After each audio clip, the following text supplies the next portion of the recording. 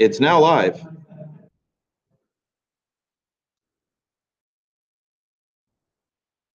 There. Visitor.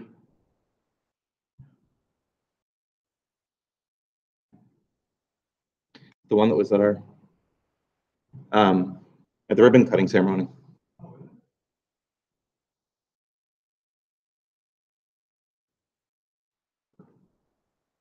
I did, and I just decided not to.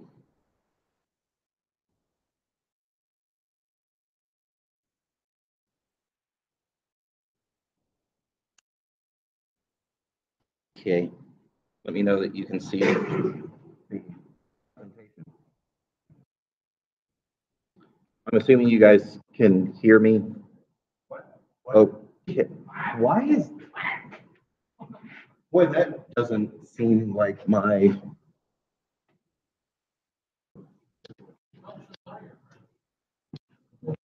Is that appropriate title piece again?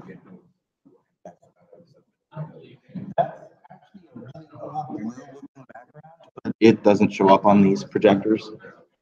Yeah. Yeah. Well, I'd be like, sharing your screen with, hang on. It's over time. Yeah.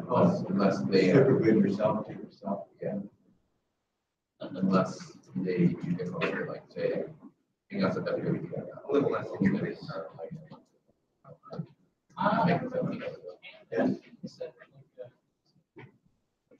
Okay. Are you on the thing? No, I need down there.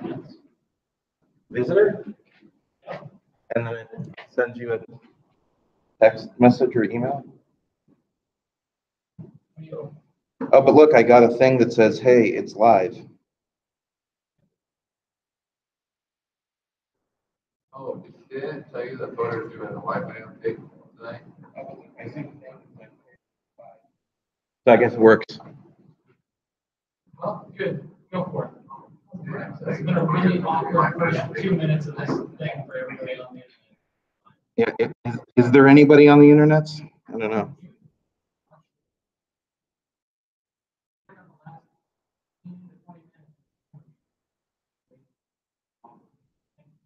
It's just me sitting there. The first 15 minutes? The last 15 minutes. It's fine. So what were you waiting for? At least you didn't like let it run and catch something else. All right. So this is again, you know, obviously here I place the PowerShell meetup again. Our sponsors are Worldwide and Model Technology, maybe Puppet at some point. We never know. Doubtful. Obviously, me and my co-works here trying to share the information, and this is going to be the continuation of the PowerShell, 100 series. So this is going to start off as basic functions, and I have some slides, but we're going to actually jump into code. Actually just start doing stuff. So if you have an idea of, hey, I really need to make a function of this stupid thing that I need to do, bring it up. We'll actually probably use it as a better example than my calculator examples like add and multiply, because those are really fucking simple. So basically, to start off, here's the agenda, why functions, and then how can you, like when we looked at PowerShell 100, it was, hey, we're going to write some scripts, right? Now, how do we take a script that we've written and move it over to an actual function itself? And then what does it look like to just start a function from scratch? Is there a good way to start it? How do you keep all of that stuff straight, the syntax and the parameters? So we'll take a look at that stuff. So why functions? They're awesome. And maybe a little more. So why? With a function, there's a lot easier flow that you have with PowerShell. It's not just this really, really long, code that's written over and over again because you're doing the same thing, and then you have to make a change, you have to go change it in 15 places. You don't have hard-coded variables that, oh, this only works this one way because I only put the values in for this one thing. It doesn't work in test because I hard-coded it to dev, which has never happened with any script ever, that something that's in prod is updating dev, or vice versa. So modular, portable, right? So that just means if I write a function and it truly does a piece of functionality, I should be able to move that around and use it in a lot of different places. It shouldn't be so specific that I only ever get to use it in one place. That's a script, not a function. So when should you use functions? Probably anytime you actually open up IC or Visual Studio Code. If you're at a command line, like, for example, Exchange, and you're just querying Exchange using some commandlets, okay, you probably don't need to write a function for that. But if you're opening up the ISE to where you have to chain commands together, or you're setting variables so you can feed one into the next because maybe you don't like 15 pipes of one command to the next, you probably should be looking at building a function. And if you open up Visual Studio Code, I'm 99% sure you're probably needing to write a function, not just some ancillary scripts that are one-liners that you're about to go run. So that's kind of the idea of functions, and when to use them is pretty much always, unless you're just, again, doing some discovery kind of initial work. So how to find functions. So we went over some of this. This is kind of a review back to PowerShell 101. Like, how did we find commands? Well, we can do the same thing. We can find functions just like we did commands. So just to review, there's a couple of interesting things that PowerShell has. One, get command, just like we saw before in the last series, except now we have a command type of function. That will list all of the functions that are currently in the stack. So if I pull up, and I'm just going to pull up PowerShell 6 because I have it here and it's easy to get to.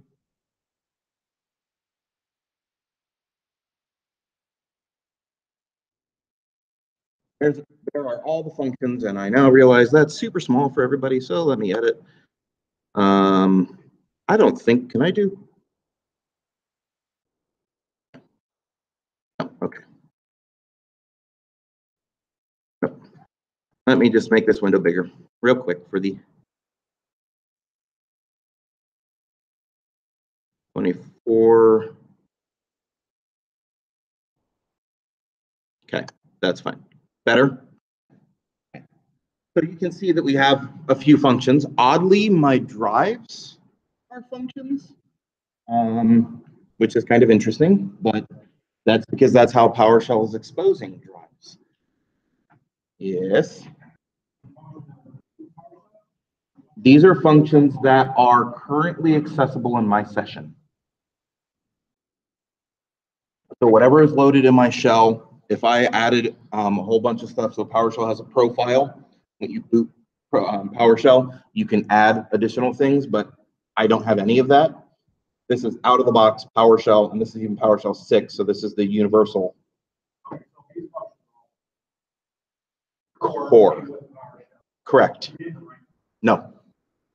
Most of these, if you look over to the right-hand side, you'll see kind of where they kind of came from.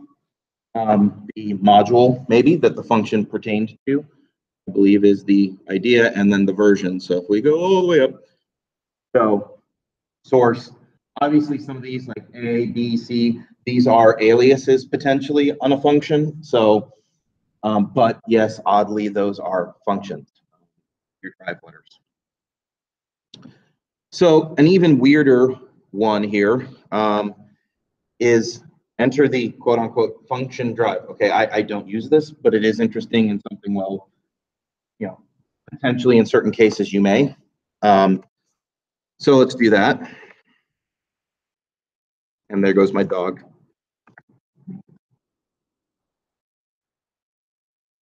So now I'm at a, if you can see the prompt, I'm at a really weird prompt. I'm at a function, kind of like a C or a T prompt. I'm at a function prompt. So I could do an ls, and I could see what is here, which is very weird. Again, I'm on this drive.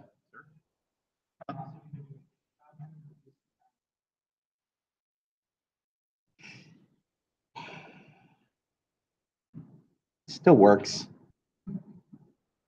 This is 6.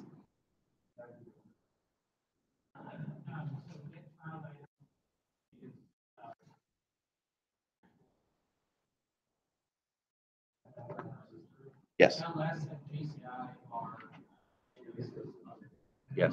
As of 6, LS is not enabling. Yeah. It doesn't collaborate. Yeah. Right. Correct. Very frustrating. Yes.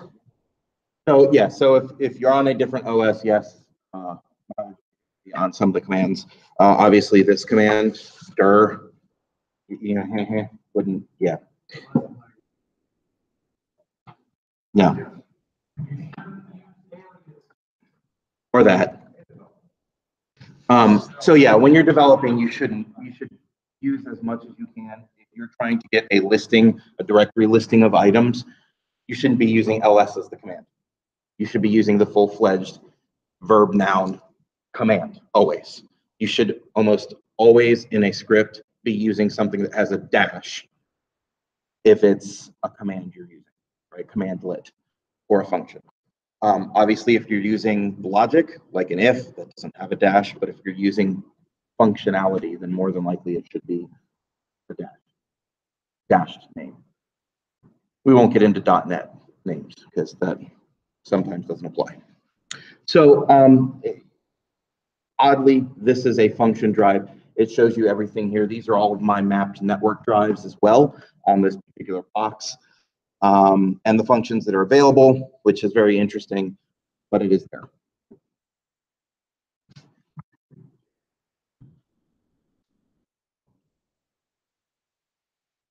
Yeah, so when you change drives, so if I were to, so this is what's available here from the function. So if I were to say cdx, notice I'm now no longer in the function drive. I'm now using an alias to change to the X drive.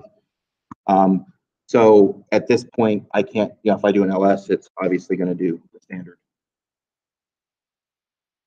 thing that's for that. The function drive is merely just a way to parse through every possible function that's in your session, whereas the git command function parses all available, but not necessarily like the drives that are all on my system. They're a little bit different. I'm referring to this function and our core functions are somewhere on the houses and PowerShell. Yeah. I write the script and I made functions in it. Yes. They're not going to be there. No. Okay. Well, not. It depends if you've loaded them. Yes. Right. So and we'll. Yep. So the next thing is, so we understand we have functions. They're on the system. We want to now go from having a script that we've written to actually writing a function, right? So we're going to look at first converting from a script to a function. So a script, very simple. When you have a script, you may not necessarily order it the right way the first time you're writing PowerShell. So this is my handy way to help other people so that you refactor it to where it looks the same. And this is regardless of language. This is kind of a development pattern, if you would say it was. Basically, find any variables that change or prompt users for input and move that to the very top of your script. Those are going to get replaced. But at least you know where they all are. So that if you have a script that prompts you here, does some stuff, prompts you again, does some stuff, prompts you again, move all of the prompts up to the top. That may seem very weird, but it will help. Second step is find all your hard-coded variables. And again, move those underneath what you just put at the top, all of those prompting variables. that allows you to have your known quantity of, look, this is everything I've hard coded. If I need to make changes to these, at least they're in one place. That's just kind of programming in general. If you go look at most programming language, almost everybody will define constants or static variables at the top of the function, right? Step 3 is actually go ahead and work with your, right? That's your actual work that follows. And last is you're going to output, right? If you have output. If your function does do something, that should happen at the very end of the function. If you're iteratively having to generate something, you should be setting it to a local variable and then outputting it once. That's at least the idea. So in practice, we're going to use a calculator as an example, real basic stuff. So an add script. So this is a script. Now, unfortunately, I wrote this as me, so I put everything in kind of order, and it's super basic. But let's say I had this. I had some hard-coded variables, and honestly, there's no other order that this can work in other than this order. But I set 2 variables, 4 and 5. I add them into a new variable, and then I write it out to the console. Real basic. So taking something like this, let's say script. Now I realize this is super basic, but just teaching the concepts kind of. What's the next? Well, okay, step 1 is I no longer want to hard code my 4 and my 5, right? I want to prompt a user for that.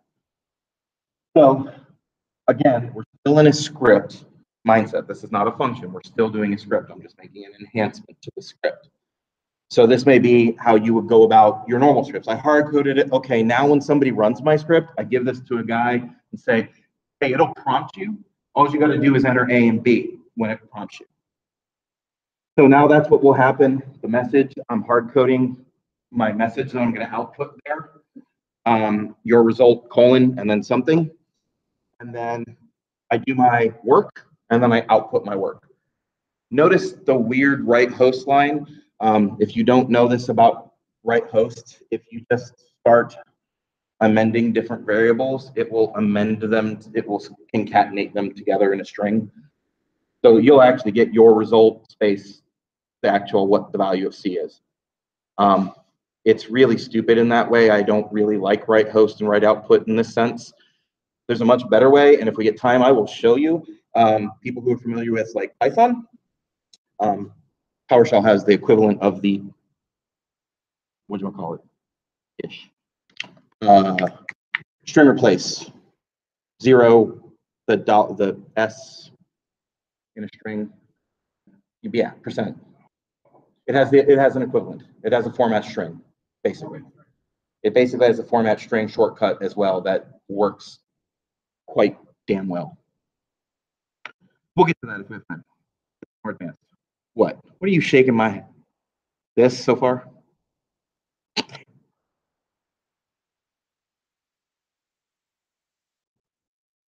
I know, but it's a script.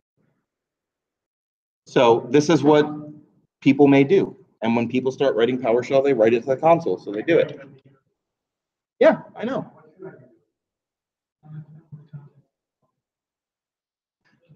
When you get to a function, sure, but in a script, that won't do anything.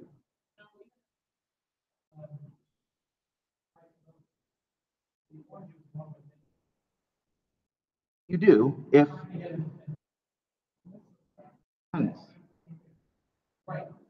it depends, because if your function just does something and you want to output that it's done or that it did what it needed to do, sometimes like when my team was starting to learn PowerShell, their scripts did what they needed to do. There was no output other than, hey, you've done what you've needed to do, right?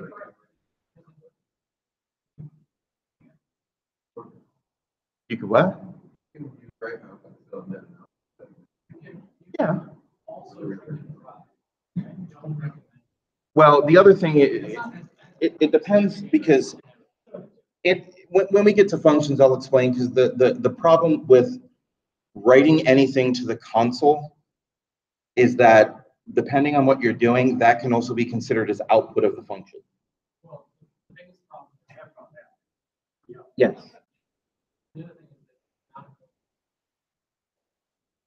Correct. So once you go to a function, write host, write output, No, right? So so again, this is still a script. This is not a function, right? So this is somebody opening up PowerShell or opening up ISE and saying run. That's something you would build automation around, right? This is just progression. Yes, with progression, this is just, right? This is not something you would load into the memory and have as a function. It is just a script that somebody's manually running. Okay, now how to convert that to a very basic function. I have what was there as the back plane and what it now looks like in the front. There's a couple of things that I didn't mention, by the way, and if you aren't familiar with it, you might go, oh, well, I can kind of infer. In front of the variables in the read hosts, I have a bracket in bracket. That's just typing in PowerShell. Basic things, int, string, long, PS credential, which is a good one to use. PS custom object, when you don't have any idea what's going to return, but it's going to be something that PowerShell created an object for you. That is a variant type, if you want to call it such. If you're familiar with variants, that's just kind of like PowerShell. Hey, this is a random object. Return anything. So those are all different things that you may see people do, and typing is always a good thing. Just helps with validation. So the basic concept of a function is it starts with the word function. Now, this is not the correct syntax. Again, this is just a quick example, but add, it should always be verb dash noun in a function. But to keep it super simple, we made it just a single word. We'll get to syntax here in just a bit of what a true function should look like. This is just to say basic concepts, take the script, what's the similarity, just so you can see it without too much extra noise. No. This, if I run this right here, what's in the function, it will do absolutely nothing. Because it'll only load that function into memory. I actually would have to call add and pass it. If you're familiar with commandlets, like any command, like get AD user, right? There's parameters. That's what now I have created here in the bracket, in the parentheses, is a dash A and a dash B. Whatever the variable name is, that's my parameter name. Okay, so I would have to specify that, and then it would work, and then it would do a right host. So that is just the basic conversion. You can kind of see it will not prompt anything. I would still have to do the prompt A, B, and then call add.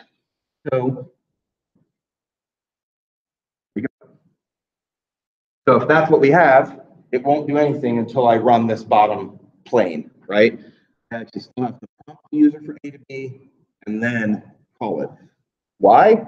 Well, because I don't want my calls and my function to do that, because if I do automation with a function, I want the prompting to happen ahead of time, or maybe I'm sending that from another system, or a lot of different possible options. So all functions should take parameters and be complete in what they need to run based upon the parameters. You shouldn't have to provide it any other ancillary information other than the parameters for it to execute correctly. So again, that's a very, very basic function. Taking a script and moving it into a function. So let's take a look real quick at functions from scratch. So there's a couple of articles. Again, these slides are available. Post it. These are links on this page. So if you get to this page in the deck, you can. There's a couple of TechNet articles about functions and a couple other places that I've used before for I'm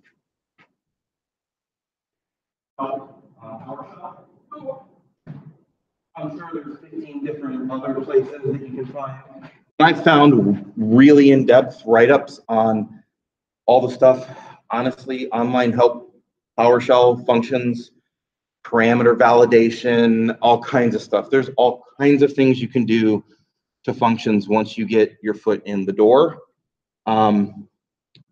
Moving from a script to a function is kind of step one. Getting your functions to be even better would be the next step, right? And that takes, like anything, research, read the man pages, stuff like that. And these are, we'll go open this up just real quick. They look like they're like online help topics because that's almost exactly kind of what they are. But again, it gives you the syntax, and there's a bunch of extra stuff in brackets like scope but this kind of goes on and on about different things, parameters. But it's a pretty decent article actually.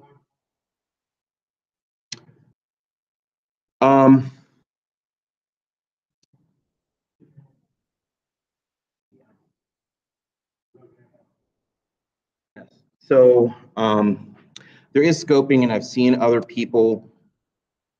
Yeah, pretty much at the function level, you can also do scoping. Have I seen a lot of people do it? No. Have I seen it done? Yes. And have I seen it done incorrectly? Yes.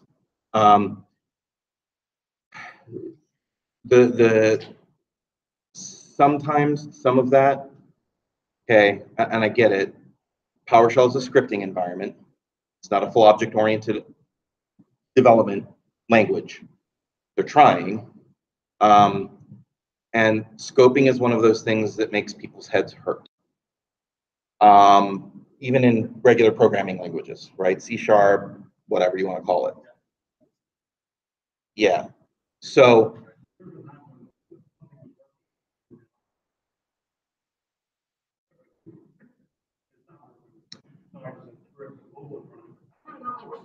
yeah, that is a solution. You would be correct.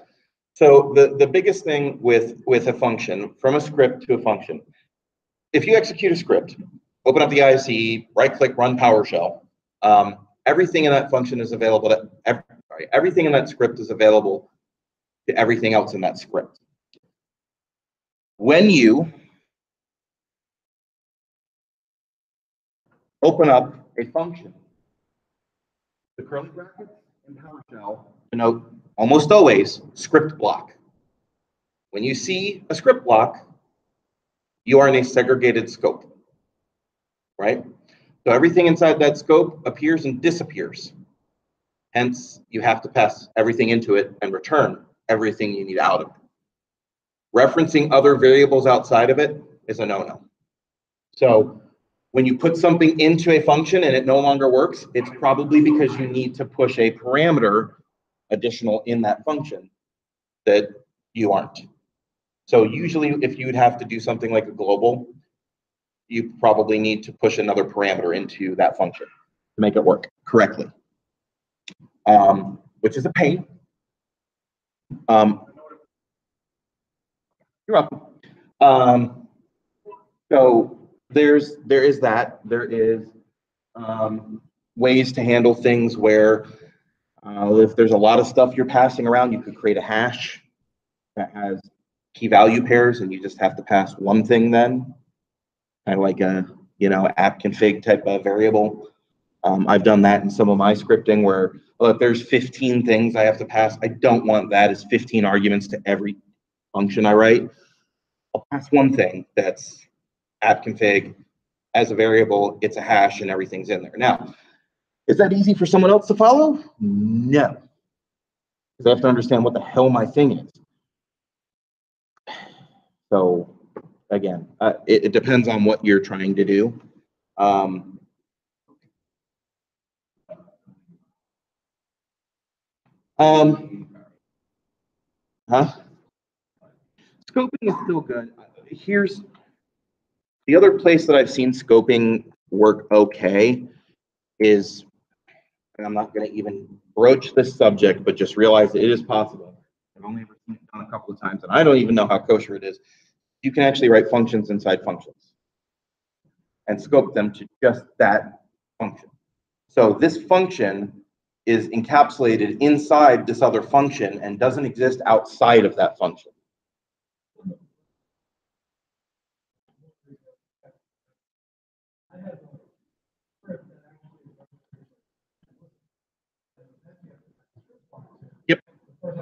write the same code multiple times, we have to go to function, but that function isn't available unless you specifically scope it. So it's kind of useful. Yes, so event handling in PowerShell leaves a lot to be desired but there's ways to, there is a way to call the functions without having to hard code scope them to global.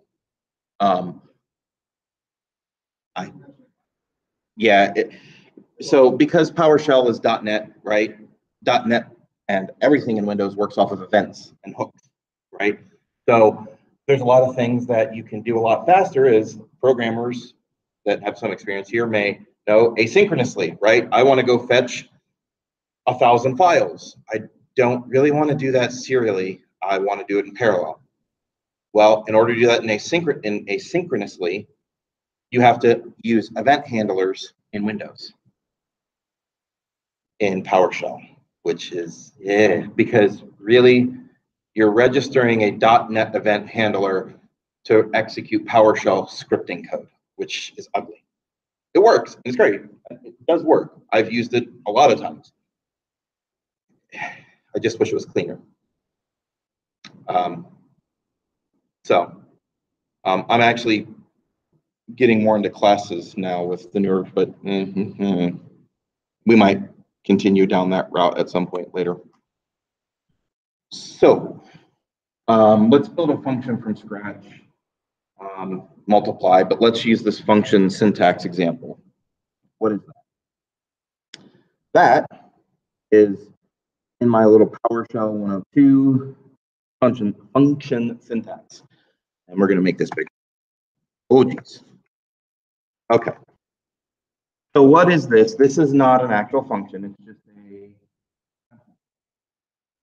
a... so the very first thing, can you guys see that? Is that okay? Does it need to be bigger? Okay, that's fine. So verb noun, right? That is the syntax for all PowerShell commands. If you type from back in PowerShell 101 that we did, get-verb will give you all of the approved verbs that in PowerShell, when you load it into memory, won't bitch you. Do not use more than one dash. It will bitch at you.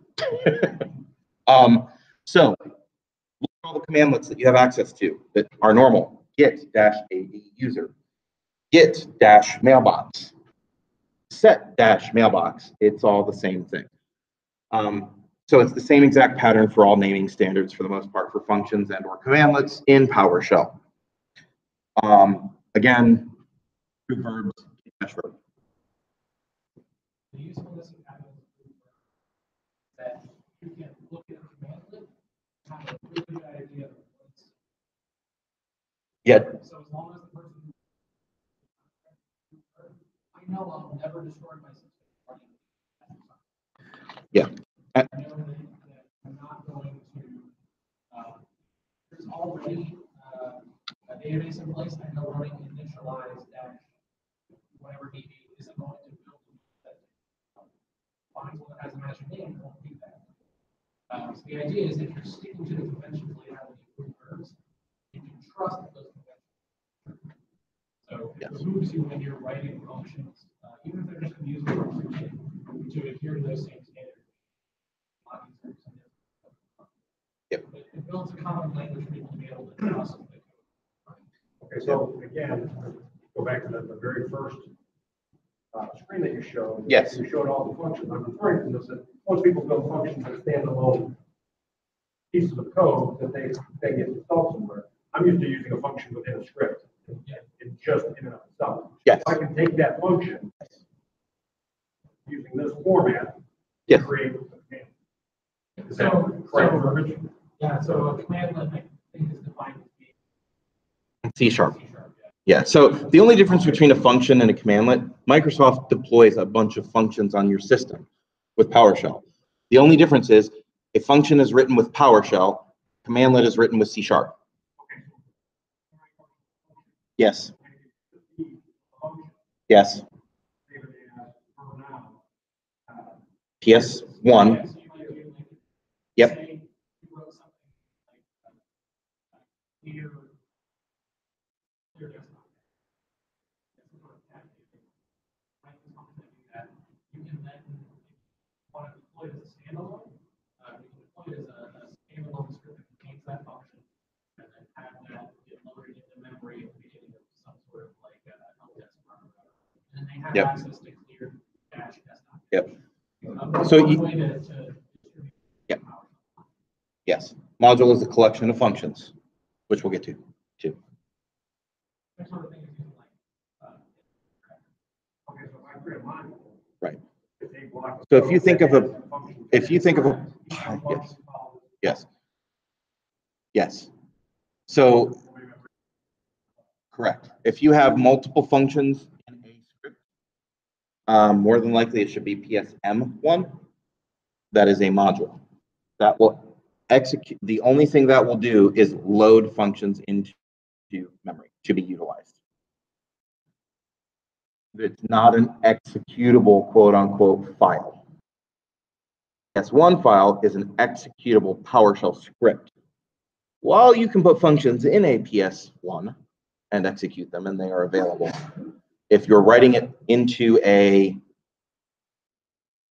here's help desk functions, you're probably writing help desk functions.psm1 that get loaded just like you would load import module Active Directory.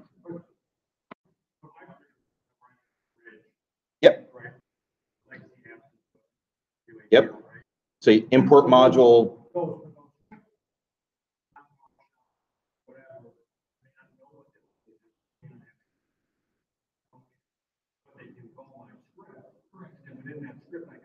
Yes. Yes. that's the first way a lot of people function. They're like, I'll just extract that out of the top and then just call it. Totally a good pattern. Yep. You need control the script. And writing a function over the top that problems. Yep. You don't need if it's not going to be used outside that controller script, then there is no. Okay. Yep. Module. My script is mostly functions with a little bit of control. Yeah. That's it, right? Yep. So then that could be a script that somebody runs, loads the functions, and then walks them through how to utilize your script.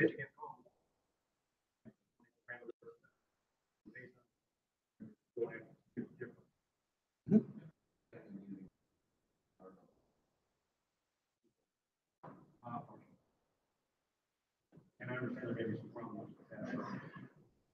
Well, and so the other thing too is that like where a module comes in is that you have these functions that are loaded that are available, so that then that can be consumed by a non-human, right? And I get that. So, yeah.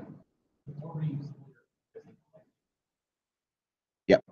An example for you is if it's bookmarks.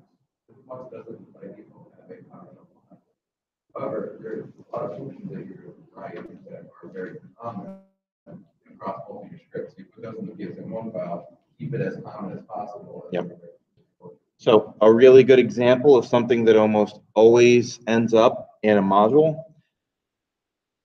log your commands or your effort of PowerShell and what it does to something that probably is going to be something you're going to use over and over and over again. Probably a module that's core logging.psm1 or something, or just called core. The module file doesn't have to, but inside it you'd have write dash log or write dash, yeah, or write dash to Splunk or something in that, right? Yeah, send for Splunk, yes, because you're technically not writing anything, you're making an API call. Yeah, so, okay, back to our function here. So, the start of this obviously is function verb noun. Notice I do not have parameters here. They're not right there at the top. What's here at the top, and I'm sorry that this is, you know what, I'm going to open this up in code. I think I have this locally. Sorry, I'm gonna see if I do. I think I have everything but.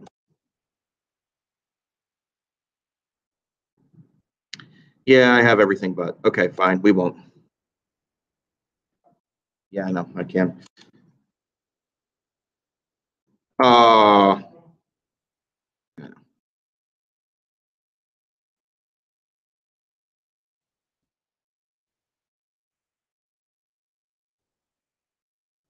Okay, there we go. Oh, good. Can we see?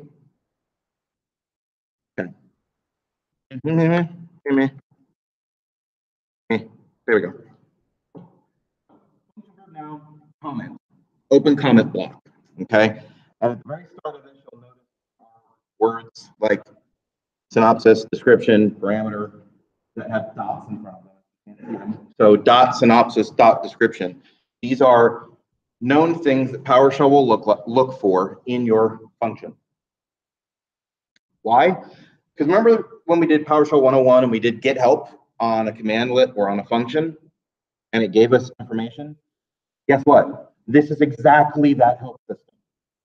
So your functions, you can build the help, how to utilize it, examples, what the parameters are used for. And guess what? If you use ISE or something else that's semi-intelligent to read the help as you type, you're going to get tooltips as you use it. So like param1, you'll get the description right underneath of it. You type param1, oh look, there's the tooltip. It doesn't always happen, but it does work. And when it does, it's nice. Inputs is what the function accepts. Outputs is what it's going to output down here. Notes, author, URL, hey, you know, got this, install it from GitHub.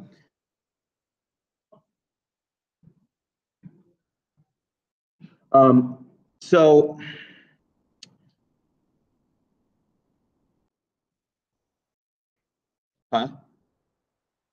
what? The difference between parameters and inputs in the description.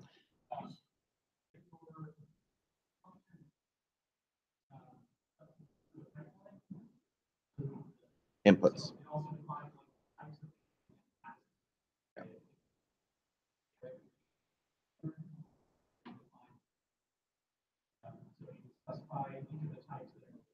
Yep. Distinct list of types. In this case, both my parameters are strings.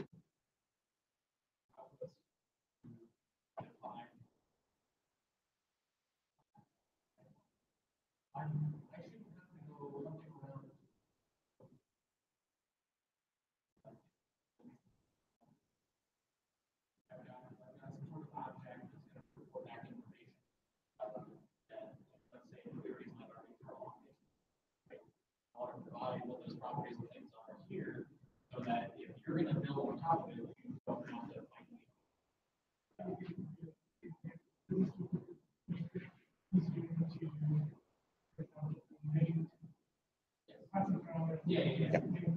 Yep. The other thing that it does is everything that you've got here is part of the help system. If you call get help, it formats the whole.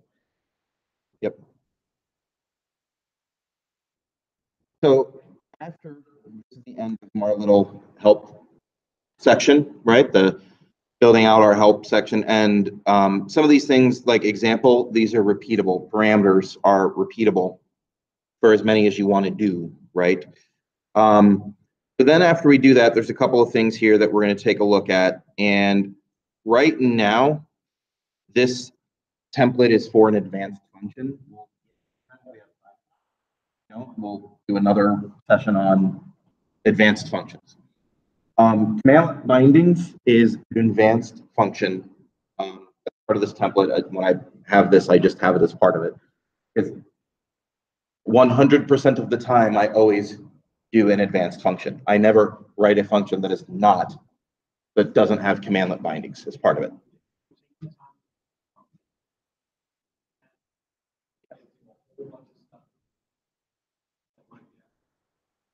Right. verbose messaging. Debug messaging, yeah. Oh, confirm. Yep. By putting a simple line. Gets a lot. So that's one. Output type. Again, this is just the validation and part of seeing what comes out of the function. If you change at the very bottom, if you output something different than what your output type is, it will try to cast actually for you, and it may actually fail on your function call. So that's one of those things that, do I see a lot of people do it? No. Not here, at least. Do I do it religiously? No. Should I? Yes.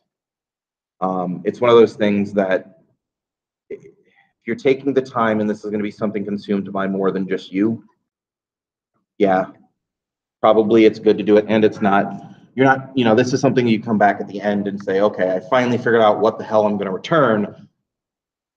Now I can put that there. PS custom object, again, is kind of like the default variant, like, hey, it can be anything. So then I have this param. So that is the same thing when we were looking at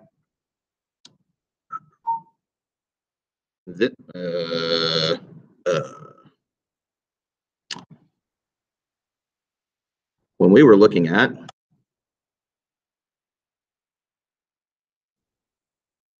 this is the same thing. Let's start there.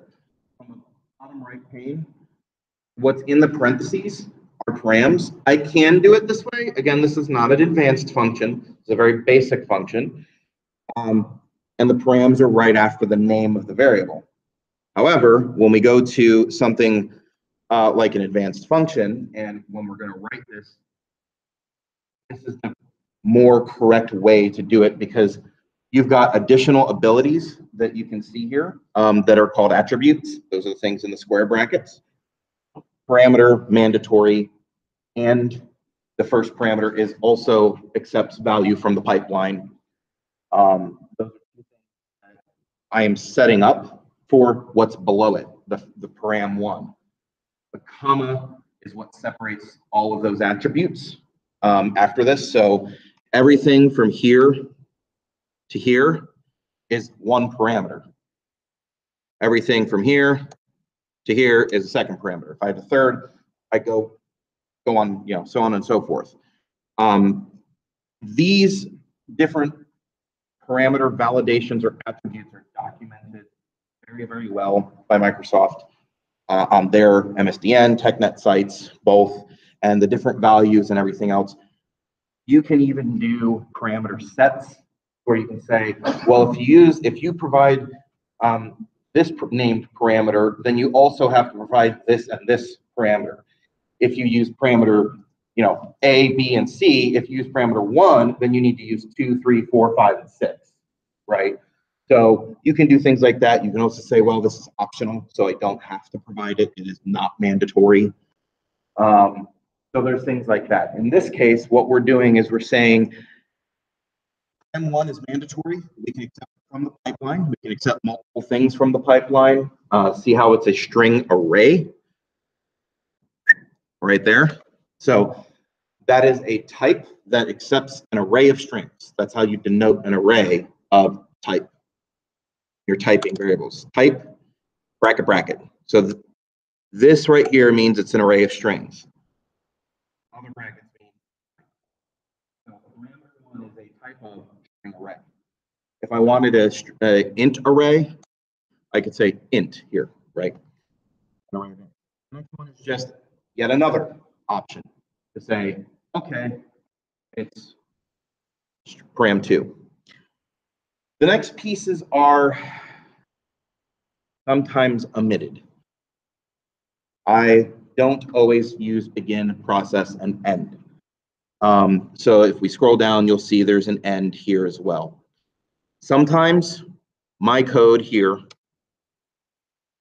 everything else you see goes away from begin, process, and end and just gets shoved basically right here at the top, my actual code of what I'm going to do. Why? Because the way the function is set up, it doesn't do pipelining. It doesn't accept an array of objects passed through the pipeline. You have to use all the name parameters, other things like that, where I'm not using this pattern. What this template is for, and what Microsoft provides, and you'll find examples of exactly this all over the internet. What this is for is to build a very Microsoft flavored PowerShell function, okay? And what I mean by that is that I can pass it name parameters. I can also take a bunch of objects, pipe my function, and it will work exactly the same way. Is 6, 1, half a dozen. That's how a lot of things work. Get mailbox, for example, in Exchange, can take a user. Mailbox can also take an array of users.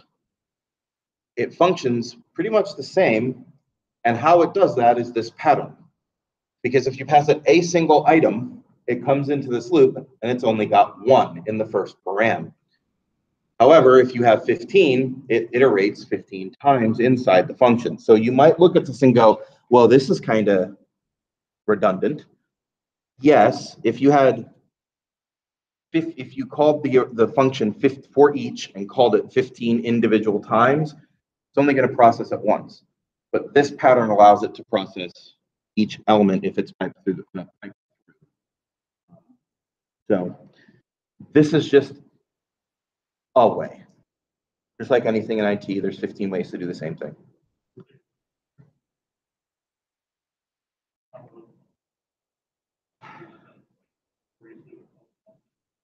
Yeah. When you're dealing with this, I guess, depending on what you're dealing with, this potentially, I mean, you're calling the function either way 15 times. I'm the crux of what you're doing in the code. So what would be here is going to be your actual work. Whether or not you have a for loop here or a for loop outside the function. Yes.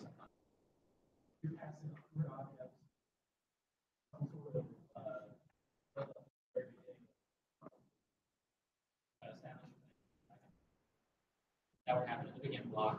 Yep. And then instead of building up and tearing down the database connection 100 times, it'll build it up in the beginning, and then the connection will stay open while you go through that process once for every single. Yep. And then at the very end, when the last thing is done, it will close out the database call.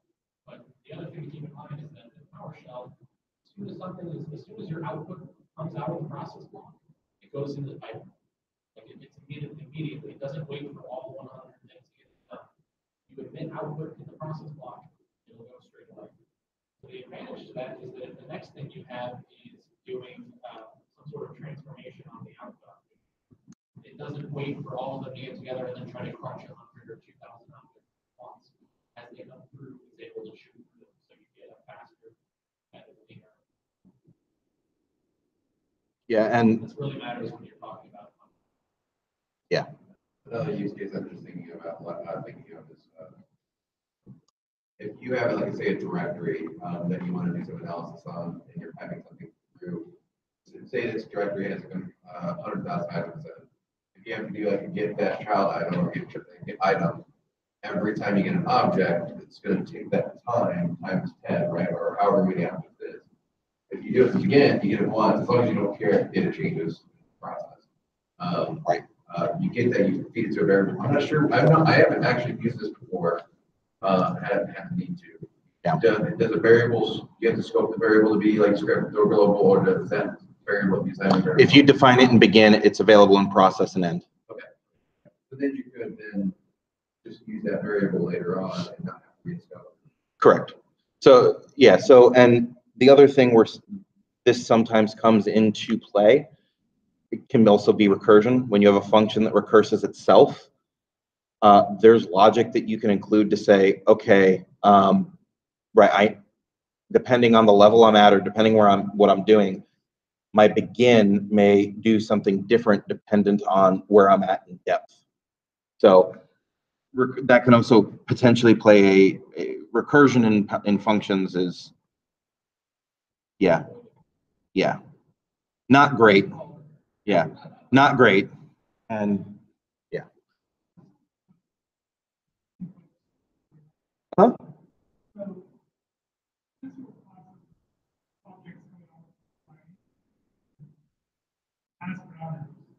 Yes.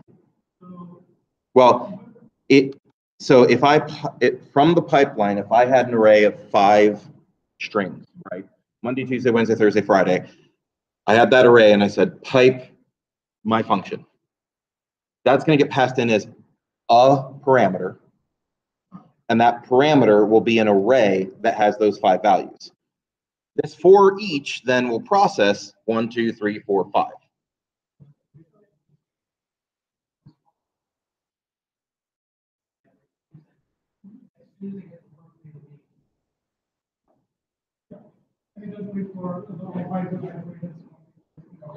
Yep.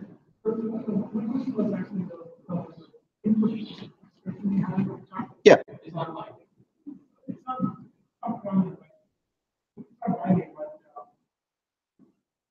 It's hard to functions constantly in a building, so as long as you can't work with another what does it mean input section? Because you already have the parameters and that in itself should be enough to sure. So short answer is that's really much better than great answer. The example that I think of is if I want the input to be structured data that I don't have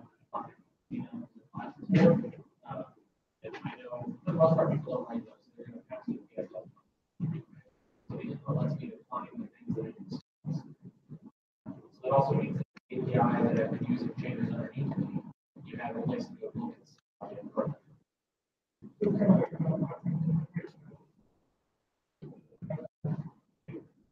It's informational. This is informational for the developer more so than because it doesn't put any limits or constraints on it. It's extra documentation.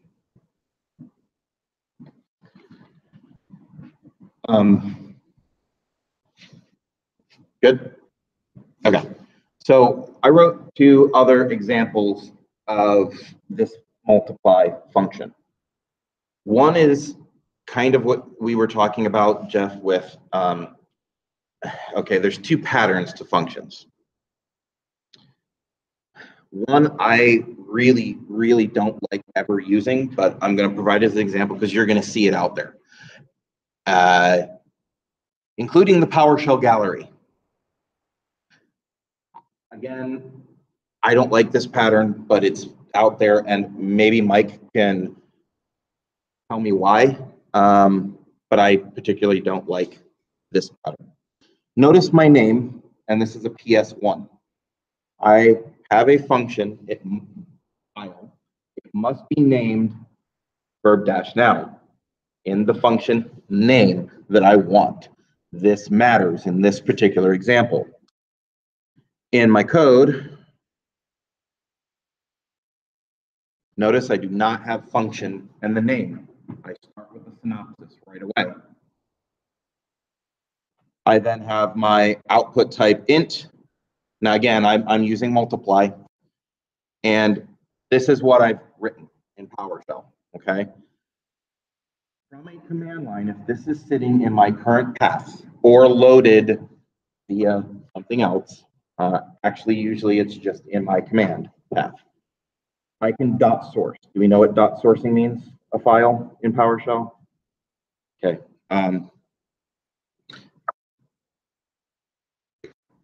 So yeah, it's the same thing as if I had a PowerShell function.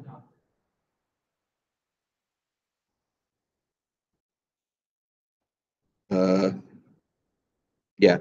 So if I was going to run, I don't even know where my PowerShell stuff is.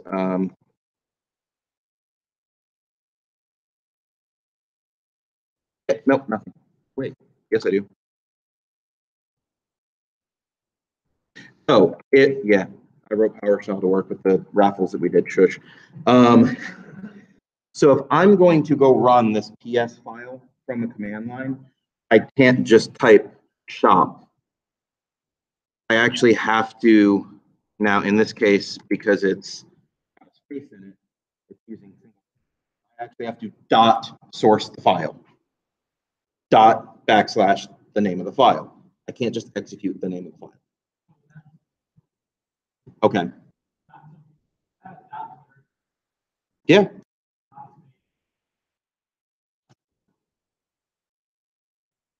Yeah.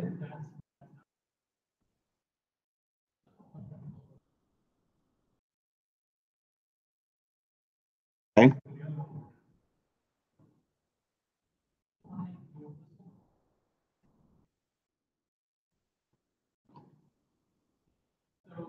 Yeah. The idea here is you want to get variables and functions decided you want dots on those. Otherwise, it'll run the function in a new scope and then the scope way at the end. Right. Well, yeah, yeah. Okay, gotcha. So if you do it, not double, but yes, if you dot source it here, then it's available on your current scope. However, and I could run this right now and it would actually run, right? Now, the way I write things, this is just a script, so it's a bad example as a function. However, this guy here is a function and would operate as a function, meaning I actually have to pass my parameters on the command line itself. Okay, I don't like this. This is just me. I don't like using a file as a function. Sir.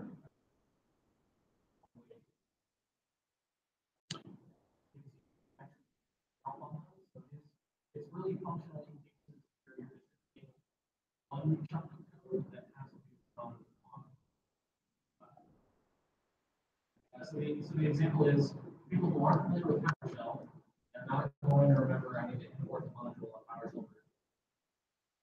They know to type helpdesk.ps1 space dash reset space user. Right? They can remember to do that, and that's enough here that it knows based on the parameters that you can still get a lot of the same safety. Yeah. But you can deliver it. Yes, and that's where. Yes, it's a function. It's a script, but it's a function. But that's why I don't. If I'm going to write a function, and I'm going to tell somebody else to consume it, I'm either one going to say, well, I'm going to go put it in your profile path so my module always gets loaded for you. Or two, yeah, you have to learn one command, which is important, right? So, and we can take a look at that too. So, use this type of format from a way to execute. As an example, I think where it will ship the PowerShell file over the wire, and then execute it, and then pass the parameters during the execution. It's just the format of which they do it.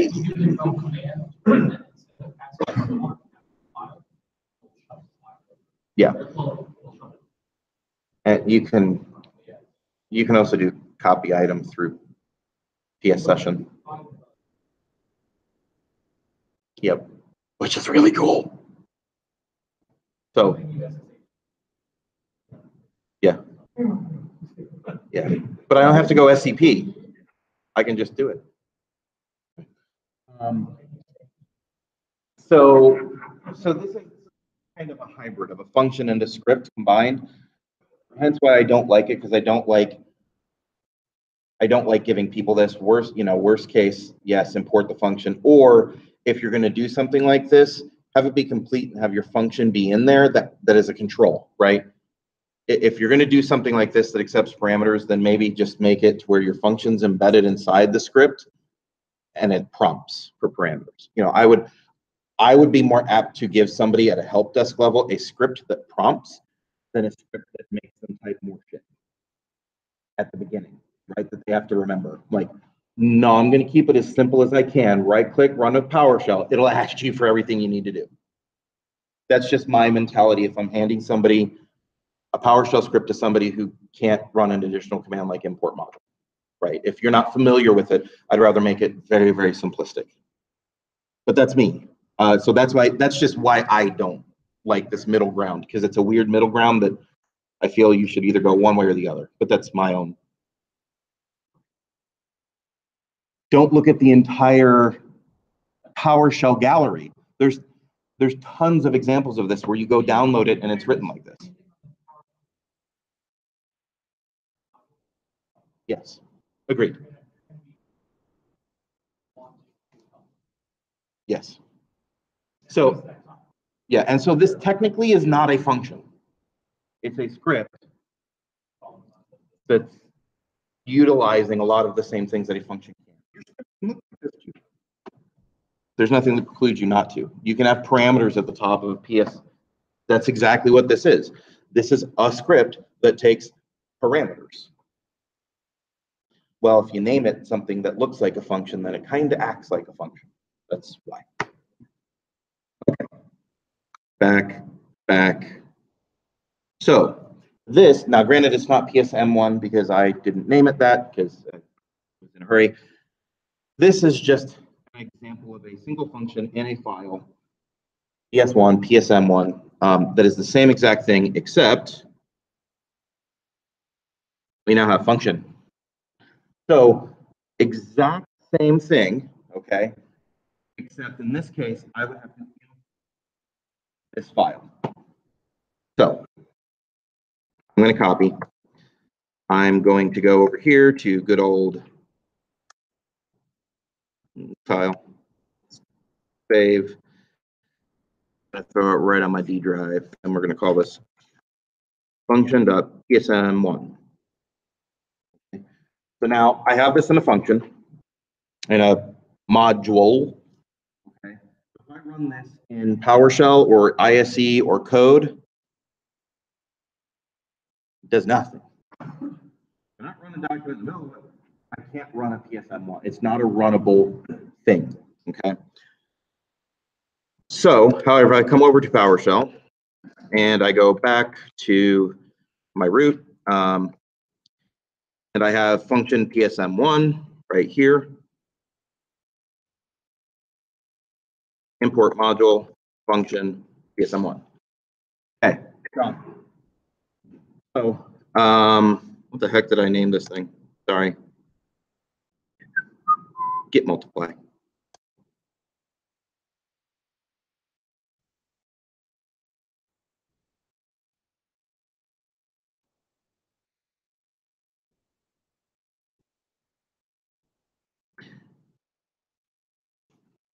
So, because I didn't put in good help, or not good help, I didn't have a manifest, I didn't have an informational file that tells PowerShell what version my module is, because I did this very quickly. I just did a single file or a single function in just a PSM file. I didn't have the metadata. It assumed version 0. Notice how much other shit is 0. Anyway, and my module is the name of my file called function. It literally is what it is, again, because I didn't specify metadata. Get multiply is now in memory, able to be called, and can be tab completed.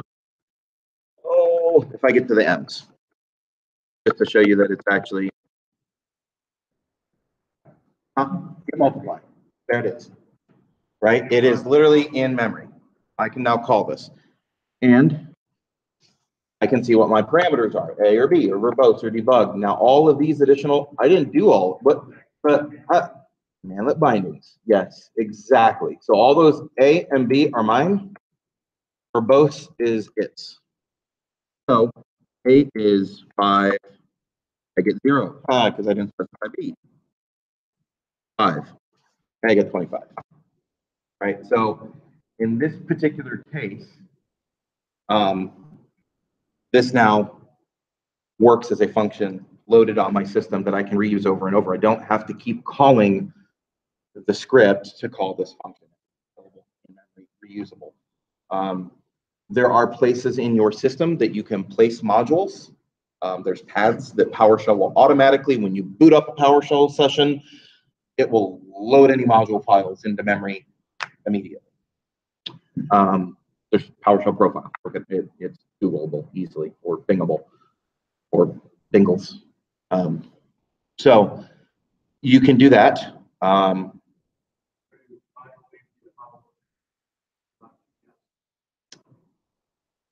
No. There's a lot, there was a lot of convention. Like having power,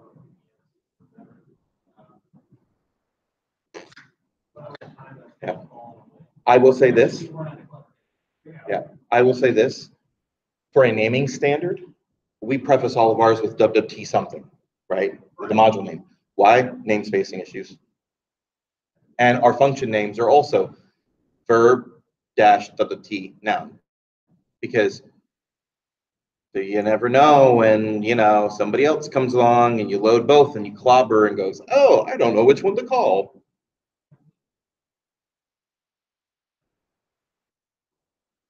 No. No. Yes. Function.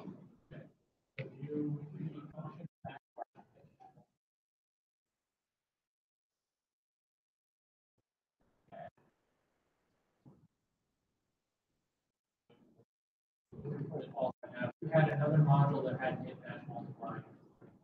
Basically, just get backslash get dash multiply. Actual real world example where this is a problem is that Hyper-V's commandlets and VMware's commandlets are right over VMs.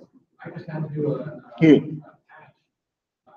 Packer, because Packer can't have it all. So if you're trying to do a Hyper-V build after you install PowerShell, it'll fall apart. Just got the patch version very recently that fully qualifies all the calls to Hyper-V so that you can run them all.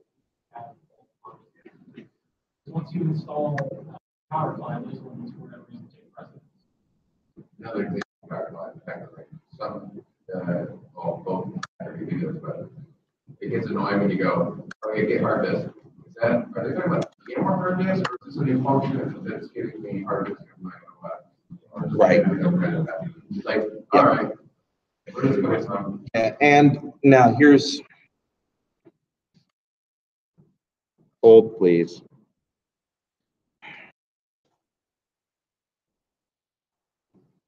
You see that parameter? Can you? It's kind of gray.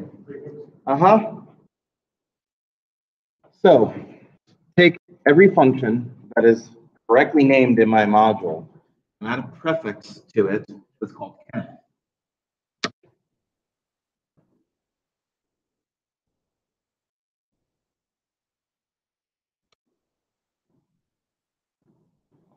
Same function. However, now I have get module and get ken module, or get ken multiply. Get multiply and get ken multiply. The reason is now if I have those problems, I can, if I'm importing the module, if it's not just an install and I get screwed, I can, and PowerShell knows how, to prefix automatically all of the functions within that module for me because of naming standards and because I've done them correctly. Yep. Yep. Yep. Is it because you imported it a second time, or did you do a new module? Imported second time. If you prefix it, it's not. You don't run. Bring in both, or does it bring in both? Bring it in 15 times if you want to. The prefixes doesn't matter. It can if.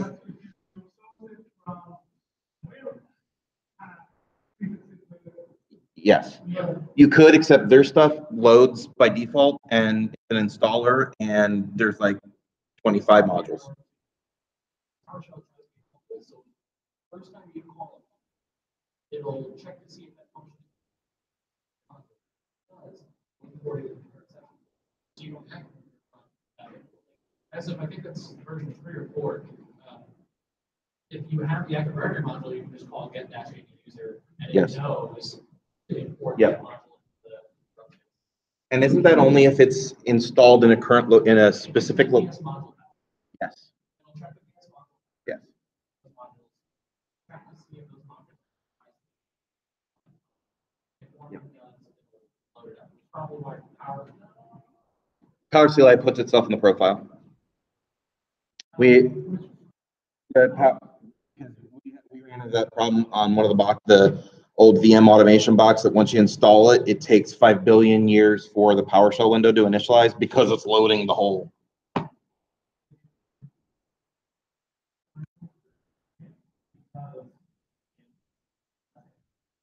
Yeah. you don't have to worry about Yep. And that's also why we adopted the naming standard to put our name in everything that we do.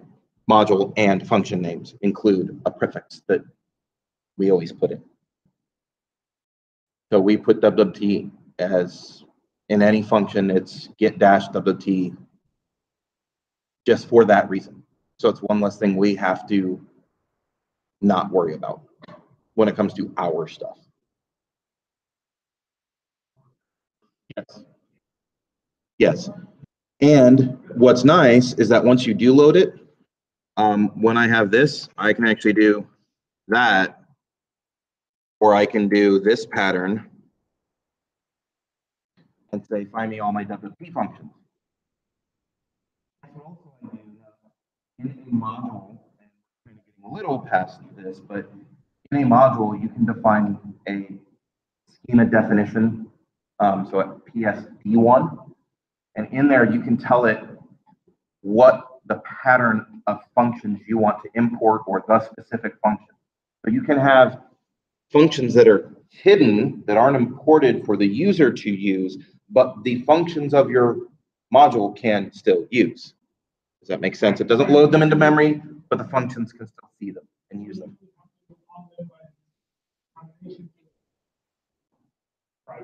They're private to the module. You could load them directly if you didn't load the schema. It's just by obfuscation, right? It's not security. Okay, it's not like programming language where, hey, it's a private variable and it's completely hidden from, no, it's just by obfuscation. But what it allows us to do in ours is that pattern is exactly what I use in module definitions to say only import functions that have a dash WWT, and anything else is a helper function. Don't import it into the call stack, right? Into the memory stack. At least visibly.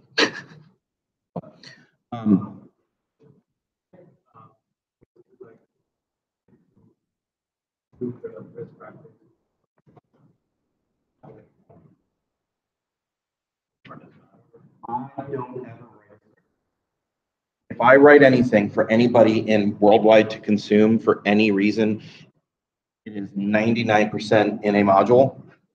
Unless it's a little one-off, then maybe it's a script. I mean, maybe it's just 3 or 4 commands strung together that we just don't need to repeat, right? That is a script for me.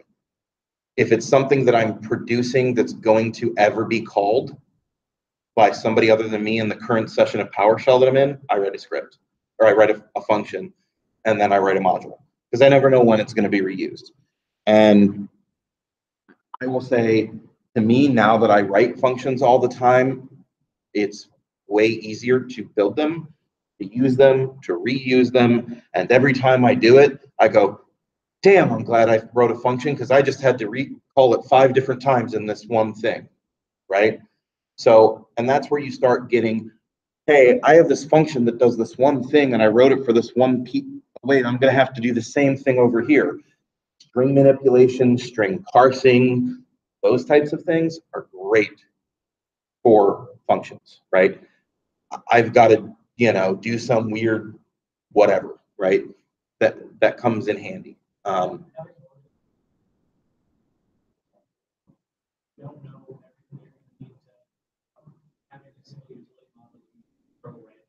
Yep.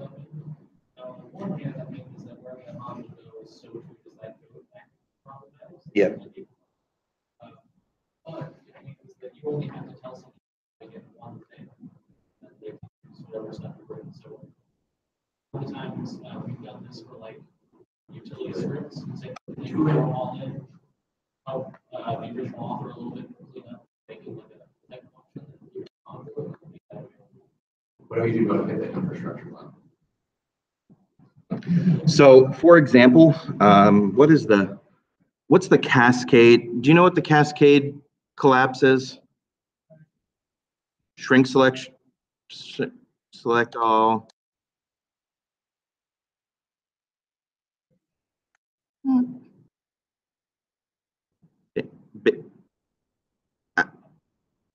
Alt Shift.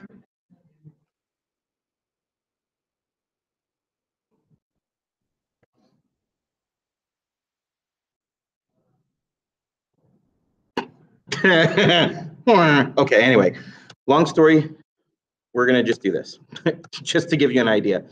Oh, gosh, damn it.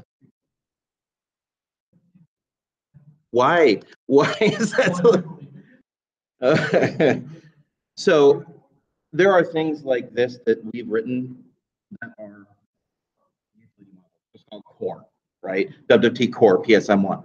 It's loaded over and over and over. We use this in Snap, we use this in other things potentially. And if I want to log to Splunk, right, WT log. If I want to log to the event log, it's here, right, WT event log. Ignore Snap Inception, that's our own fun stuff. SSL security policy. If I have systems that use self-signed certs, I have this handy dandy thing that trusts. Yeah, I use this a metric crap ton. And it's .NET, so it's horrible. Invoke web request. So again, hey, look what I'm calling. Anytime instead of using the normal invoke web request, I'm using my own because I wrap set security policy. Yes. Because guess what? We're using self-signed certs. Yeah. This is not, yeah. Yeah. Well, good luck getting it. Anyway. Send email. We're looking at whatchamacallit. Let's encrypt. Yeah. So send email, right? So I can send emails and other things. Convert from WT JSON. Why did I make my own? Because guess what? For older systems where we were running PowerShell on server 2008, convert to or from JSON does not work because it's older PowerShell. So you have to use the other ugly stuff that's .NET. But it works. So I wrote a function that, hey, look, based upon the PowerShell version that's currently installed. Anyway, I know, cry, Mike.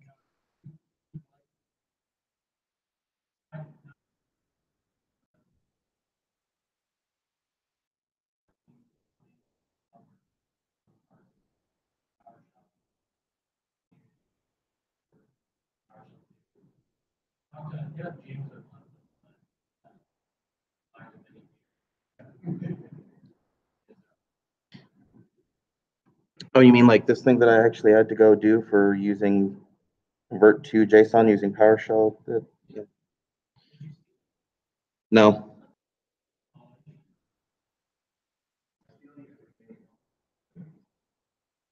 Yes. So there's all kinds of stuff that we have in here. Invoke a call to service now, send to stuff. Oh yeah, this, which I know most people are going to hate me for this. I stole it and then I got it working. So notice it's not export WT because I don't want to take credit for it. This creates, without using any DLL, assembly, or anything, an XLSX file through individual files, zipping it, renaming it to XLSX as OpenXML standard. Yeah, I know, don't shake your head, but it works, and it sends reports out to every single darn person in the company without fail.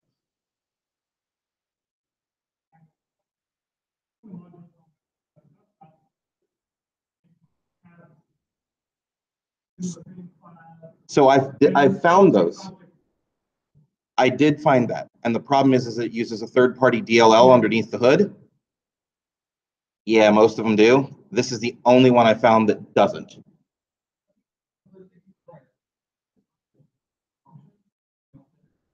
Mhm. Does not. Okay. So, okay. Yeah, because there is a, well, yeah, because I started looking at other ones or maybe a later version and they started including, I don't know if they included it or it came with it, but I saw other versions and it wasn't like OpenOffice. It was some other person that wrote some C library that then exposed it. I'm like, I really don't want that distributed on my systems things. I'll just take some random XML files and make it a zip file, which tell business users that. Tell business users to go use that. Sales, I don't have Elasticsearch. We don't have Elasticsearch. None of you can see the finger that is being portrayed right now. So anyway, some other stuff. Hey, look, bits transfer. Yay, fun. So those are that's like an example of a utility module. We have a whole bunch of different things that we reuse over and over.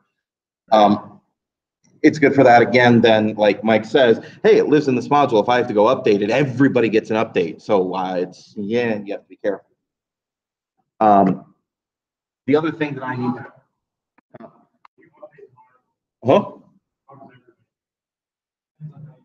it depends on how you're distributing. Puppet. Yeah. In our case with Snap, because that's where we're using this, Puppet lays down every single module that Snap uses. So as soon as I update,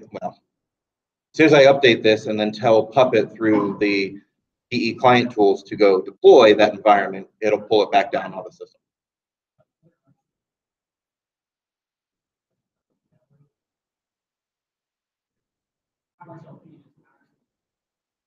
Yeah.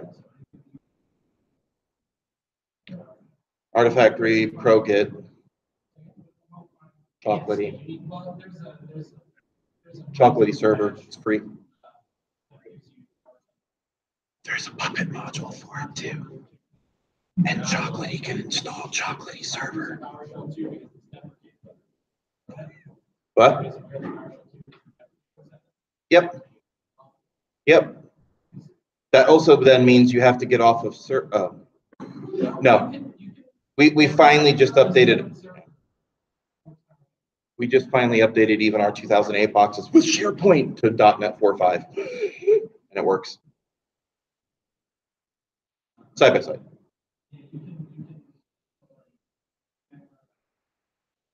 Yep.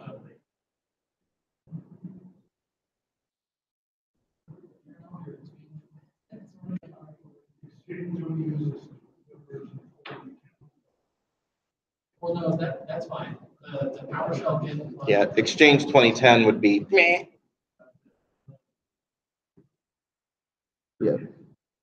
So if you, I think, yeah, I think 2010 was that way, like SharePoint.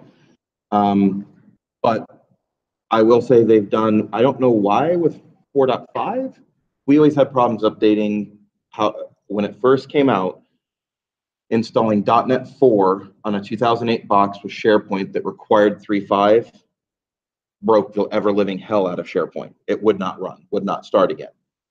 Since then, don't know what's changed, but 4.5 was on without the hitch. We just installed it. So I don't know if the same thing would be for Exchange, because it's that same 2010 mentality of really Exchange and SharePoint operate almost the damn same underneath the hood from a content database structure. So.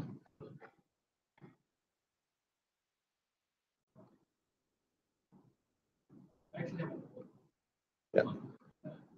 So,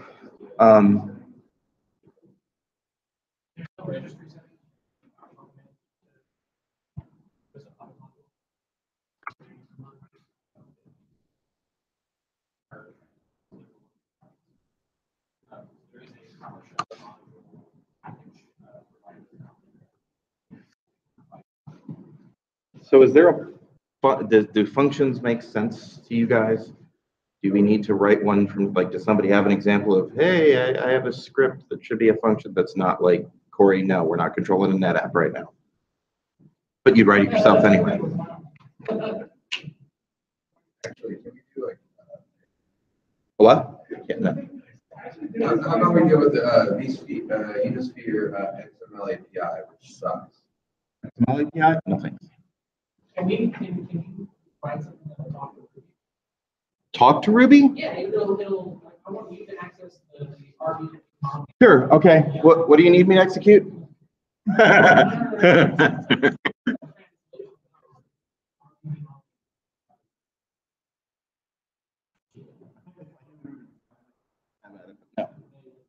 No.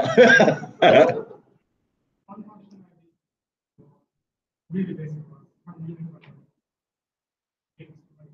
Uh-huh.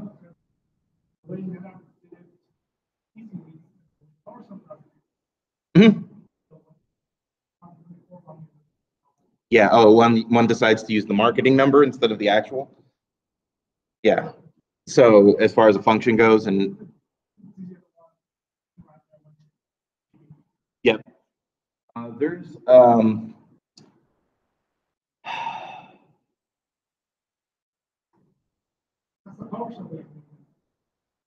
yeah, there's I'm trying to think. There was something that we were doing, and there's a way to do it very simply and on the fly, and I forget now because it's been too long.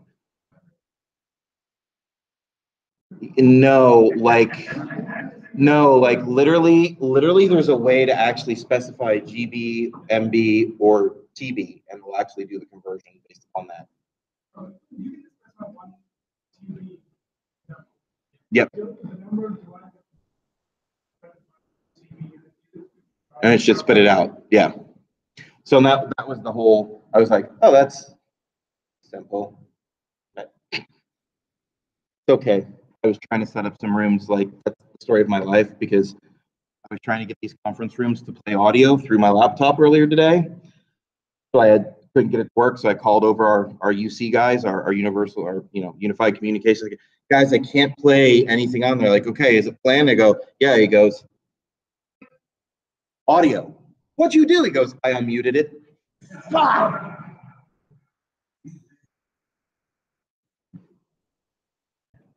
Yep.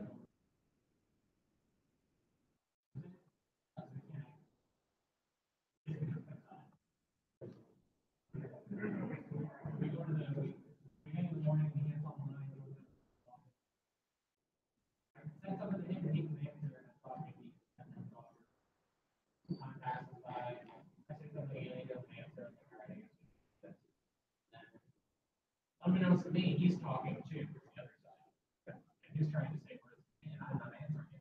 He thinks I'm ignoring him. And then like he messages me in hip chat, he's like, hey, hear me. I'm like, oh, no. And I go over, he starts talking, I'm watching, he's listening, and I'm like, nah, I don't hear anything, man. I can hear you fine. Strange. And then he's like, oh, let me switch headphones. He switches headphones. Hear me now? Nope. Can't hear you. Switching through things, I really couldn't hear him. Through all this, he stops and starts skip chat, exits the chat, comes back, reboots his Mac, comes back, he's swapping 3 audio devices, and he's sitting there and he's like, I can see him understand what it could possibly be. And then I realized I had a notification, but I hadn't heard the notification bell. I was like, I wonder. I reached over, grabbed the volume down, turned it up, and then I could hear him talking. And I was like, what if I told you I had you muted the whole time? There was nothing wrong with your audio.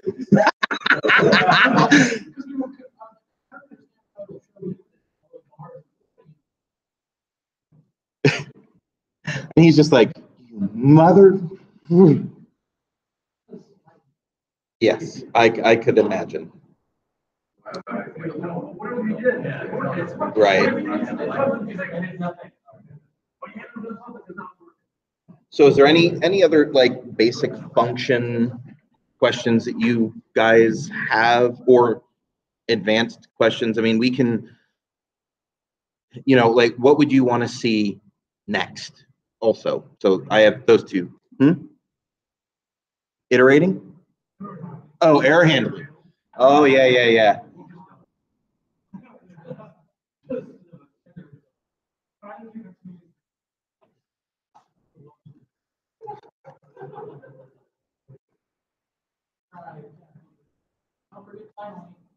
Eh. What? Uh-huh, what about it? Good.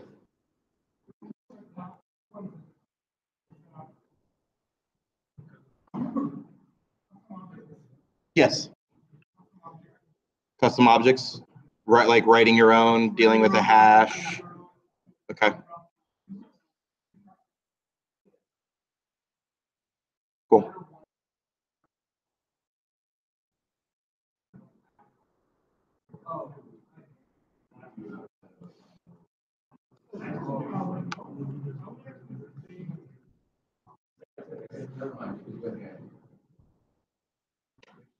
I mean, what would you use?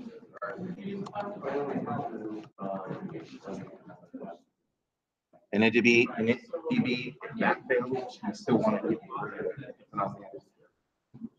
Finally, or, yeah, languages that you had lower unmanaged plus, lower level language. Well, one thing I would say, I need you to unmanage this because it's not going to automatically. PowerShell is too high level. It doesn't need disposable, but that's initially why finally was ever. There's still reasons, but that was initially why finally was ever created.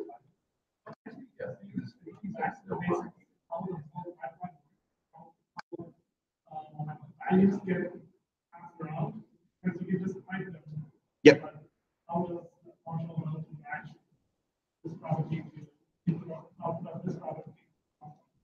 Object to input of this object. So, Name, position. but believe it or not,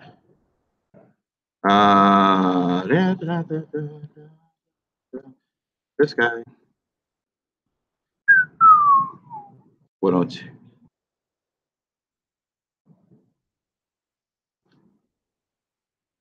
That right there is the key to all of it. You have to tell. But yes, and I might be the weird one from a yeah, I know.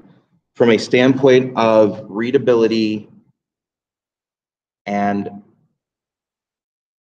ease of maintainability and refactoring down the road, I don't use pipes in functions that I write. I know. When you're doing just exploratory things, I use pipes all the time. When I'm writing a command, when I'm doing it at a command line, I use pipes a ton. However, in a function, when I have the ability to iterate and I have the ability to debug line by line, pipelines are the worst thing ever because I can't step through pipelines. Not in the sense that it would make sense for somebody. It's weird. It will, but you're like highlighting this in. I just would rather not. Now, there are some times and certain functions that are out of the box, like exchange for one. There were a couple times where it made sense that we had to pipe one to the next to the next. So there are times, but if I'm writing functionality, I typically try not to.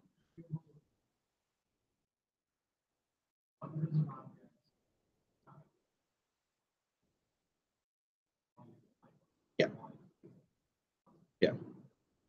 Yeah. A good example of this, if you're going to do something like you were going to have scripts.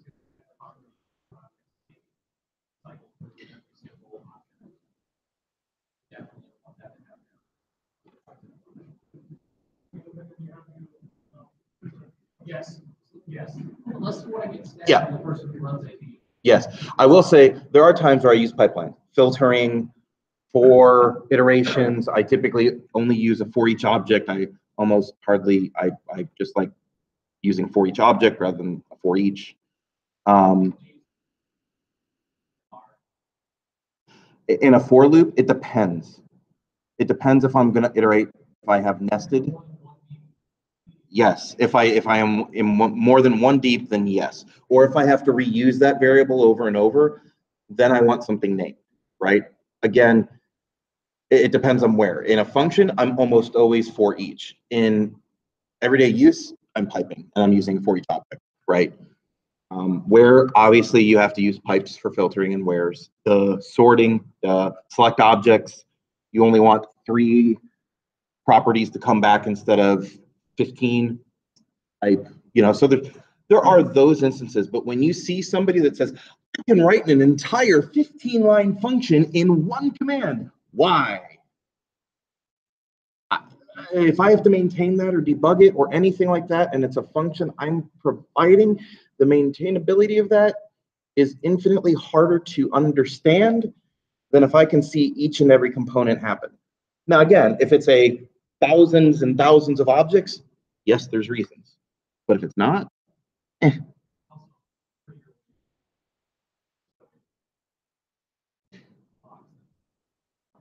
yeah, using the graph or the backtick. Correct. Yep. Yeah. Pipe.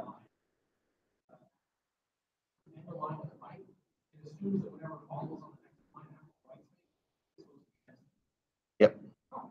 Yeah.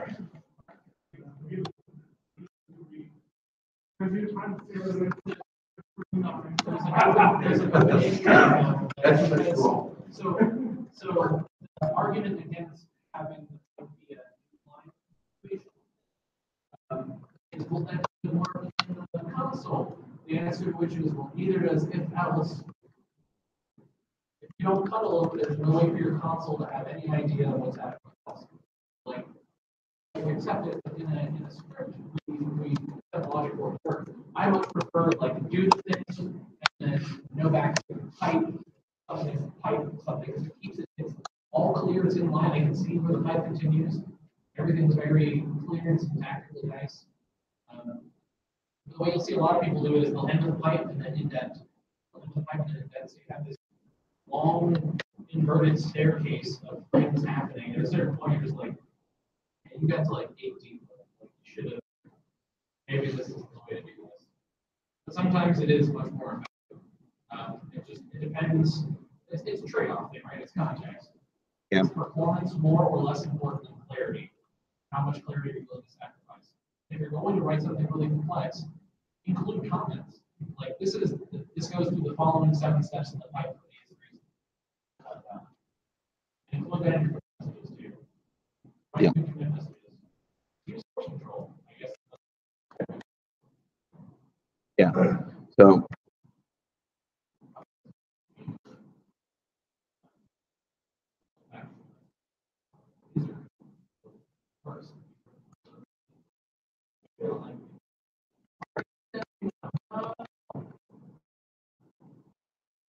So this is the way.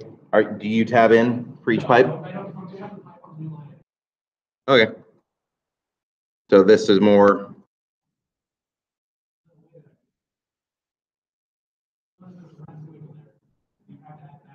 Right.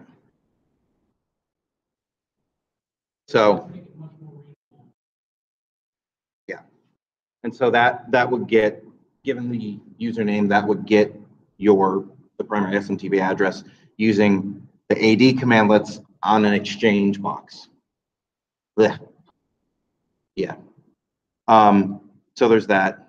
I mean, okay, that's easily enough readable, but you will find examples where people just do asinine shit in pipes because I can. Why? So. Okay, so we said air handling would be another one. I can do classes, but again, that's a PowerShell 5 thing, and it negates some of the talk of functions because it kind of goes backwards a little bit. Classes. They are. I've used it at home, and the only thing the one thing I will say I like about classes is the ability to define your own custom types and utilize them. And I think that is handy if eh, just as a return type, right? Today, the only thing I have today in raw PowerShell is a hash, and it's not a strongly named object, right? If I'm going to create a hash, I'm going to create something that's going to call hash, and I'm going to say that's going to equal a hash. I can add additional items to my hash by saying hash dot item 1 equals like this. Now that just added an item that's common in a lot of languages, right?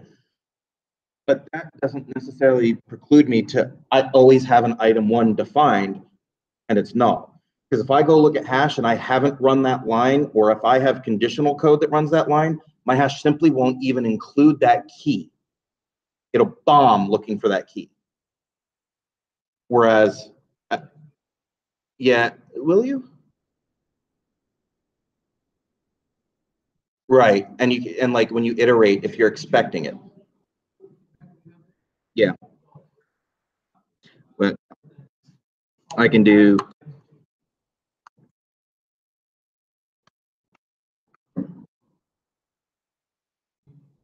nothing. Hmm? Yeah.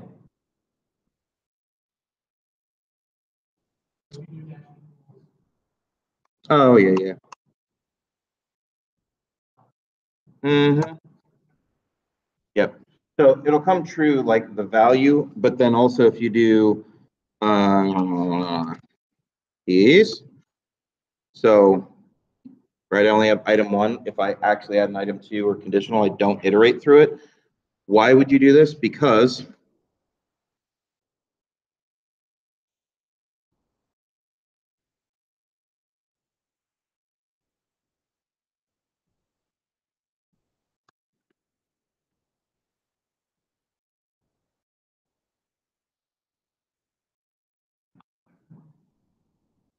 well, no, I'm just saying if I have a whole bunch of items and I want to iterate through, right?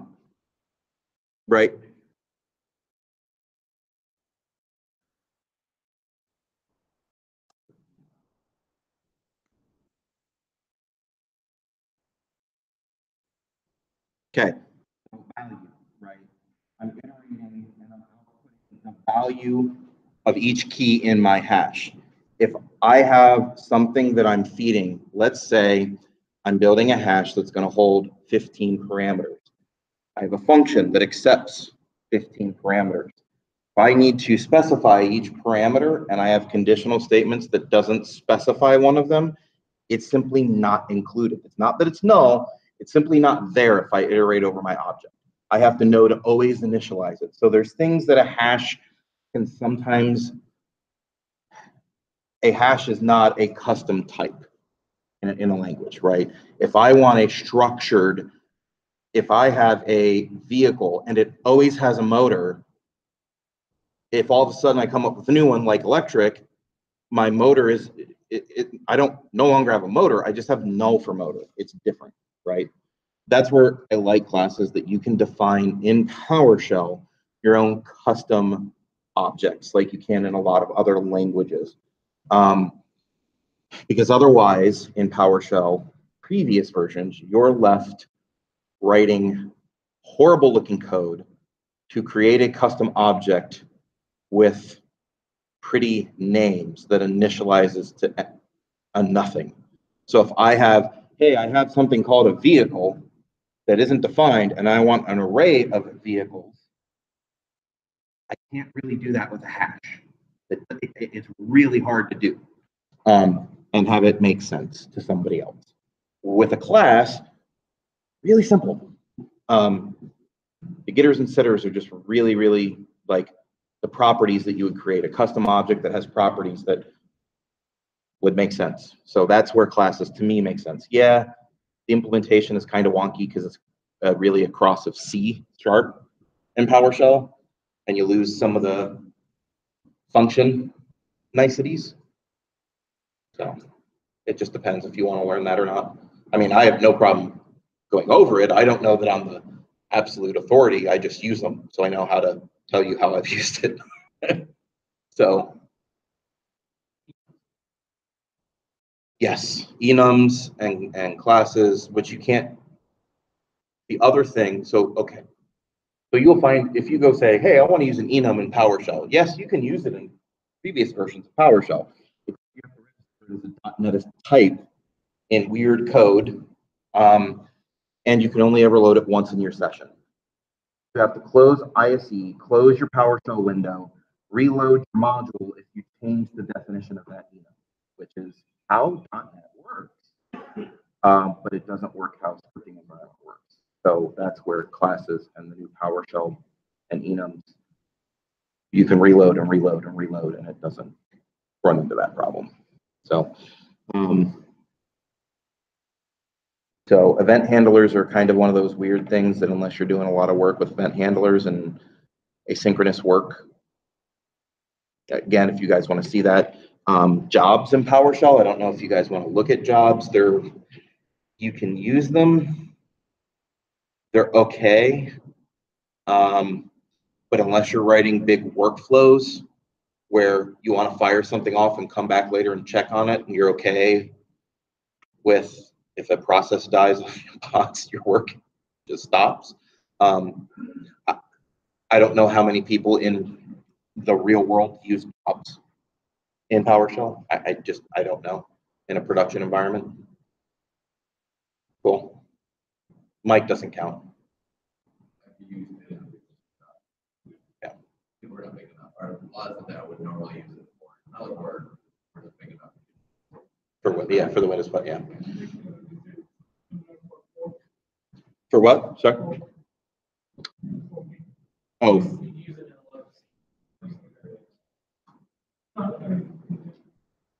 Yeah, the intent.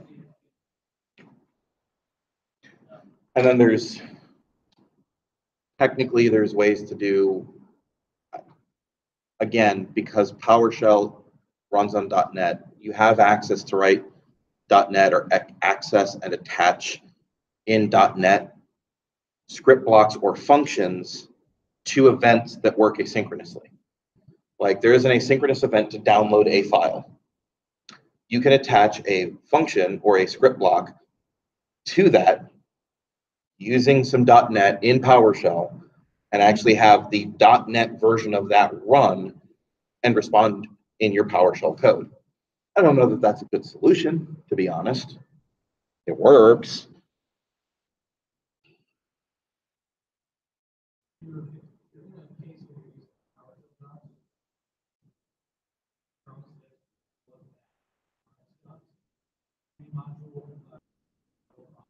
Run space. Yeah. Yep. Run space factory, it is orders of magnitude faster and lighter. Probably 20, 30 times more. Does It's pretty ridiculous. It's so much worse than more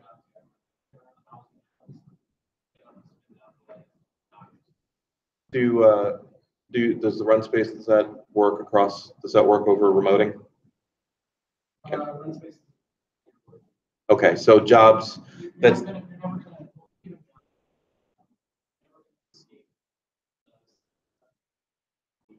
on your local. Well, yes, correct. No, but that's what I was wondering if that project would allow you to do a run space over there. Because jobs does.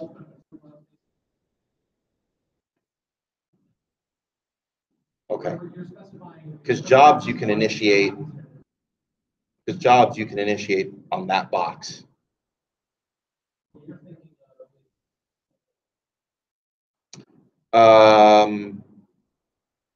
Yeah. Yes.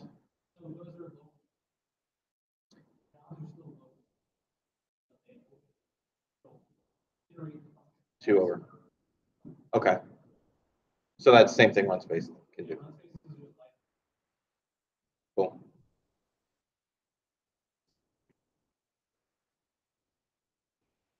Cool. There's a big argument going on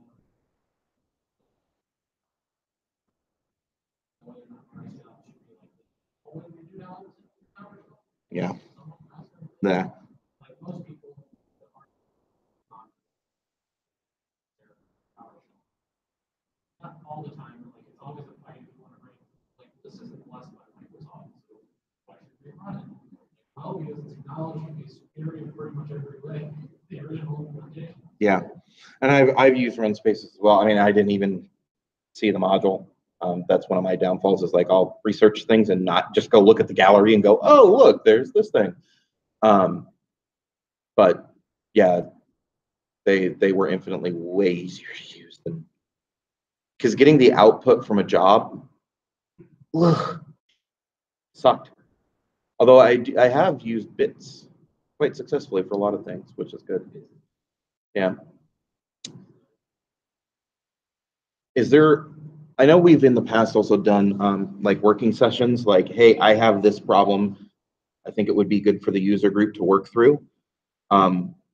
If you guys, if there's any of that, let us know too, because there's, you know, we do those types of sessions too, where you just kind of, what we'd probably do since we have a small enough room is use one of these other rooms that we could all sit down at a desk and plug in and just work.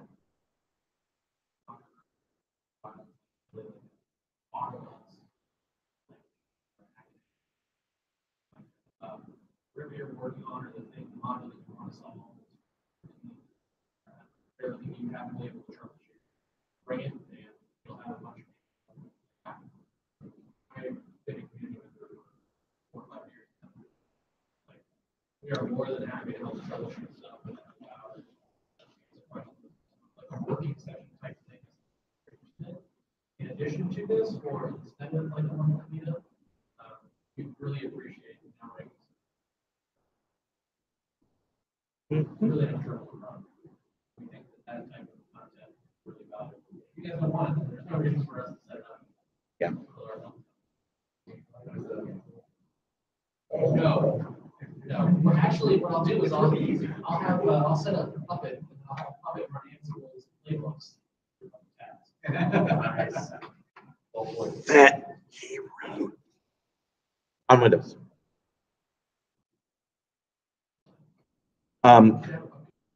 So there is actually one question or one thing I have, but I can ask you offline. It doesn't have to be, but I figure in the course of this, because it's related to functions and modules, so I figured I might as well bring it up. I've seen, so one of the things we struggle with, and maybe this is common in other places, will become, is we have a bunch of modules, right?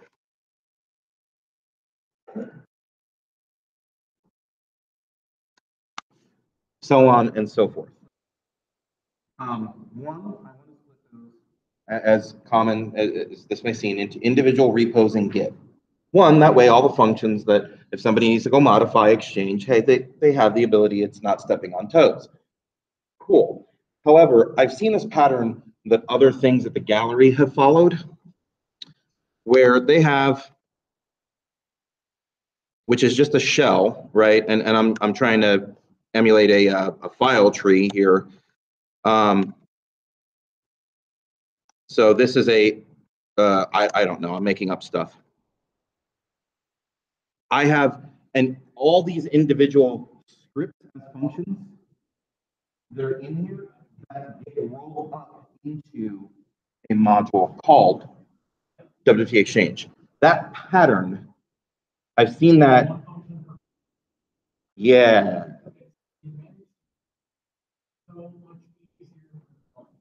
Right. But if you go look at a bunch of those, like I have 20 some odd functions, and all sitting in their own individual file. But the build step prior to outputting a model that I is to push them all into a PSM. Is there? Okay. So the reason that you do that, especially if you're doing code signing, doing code signing is so slow to read and load field checks.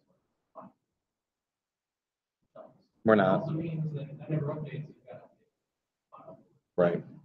What we recommend generally is like, have it all as one function per file while you're developing, and in your build step, have the functions that go into the build. Okay. So, so basically, if there was a build portion of this that then built an asset that turned into a .t-exchange.psm1.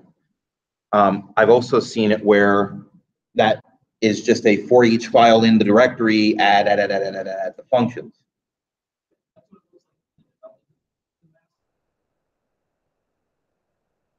Right. Work. Okay. So that pattern is just something that, again, I don't know if but if right now we do not have separate repos for each module, right? It is one big ass one. I have a effort to work to resolve that. My question is we already have some modules that have 20 functions. Should I split those out?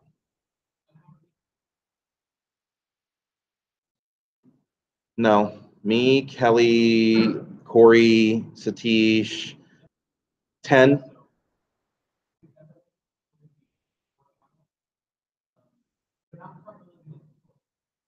They're all in source control as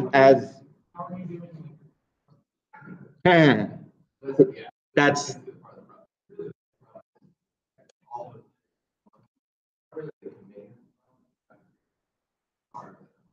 correct.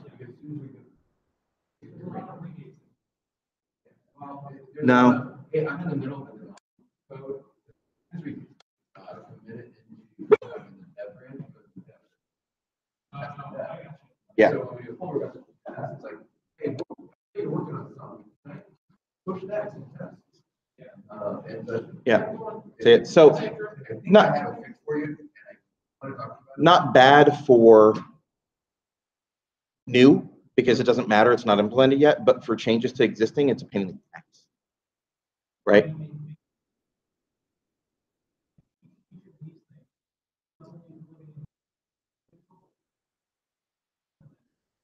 Mm-hmm.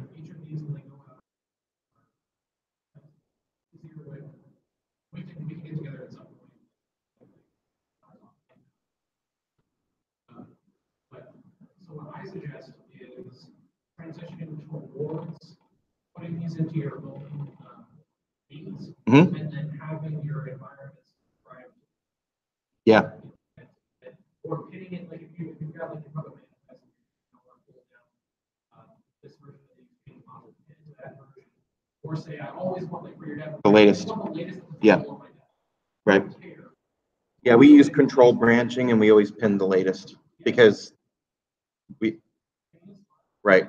Well, we just pin to the latest version. Well, actually we don't pin other than community modules. Okay, so what we mean by that is that you specify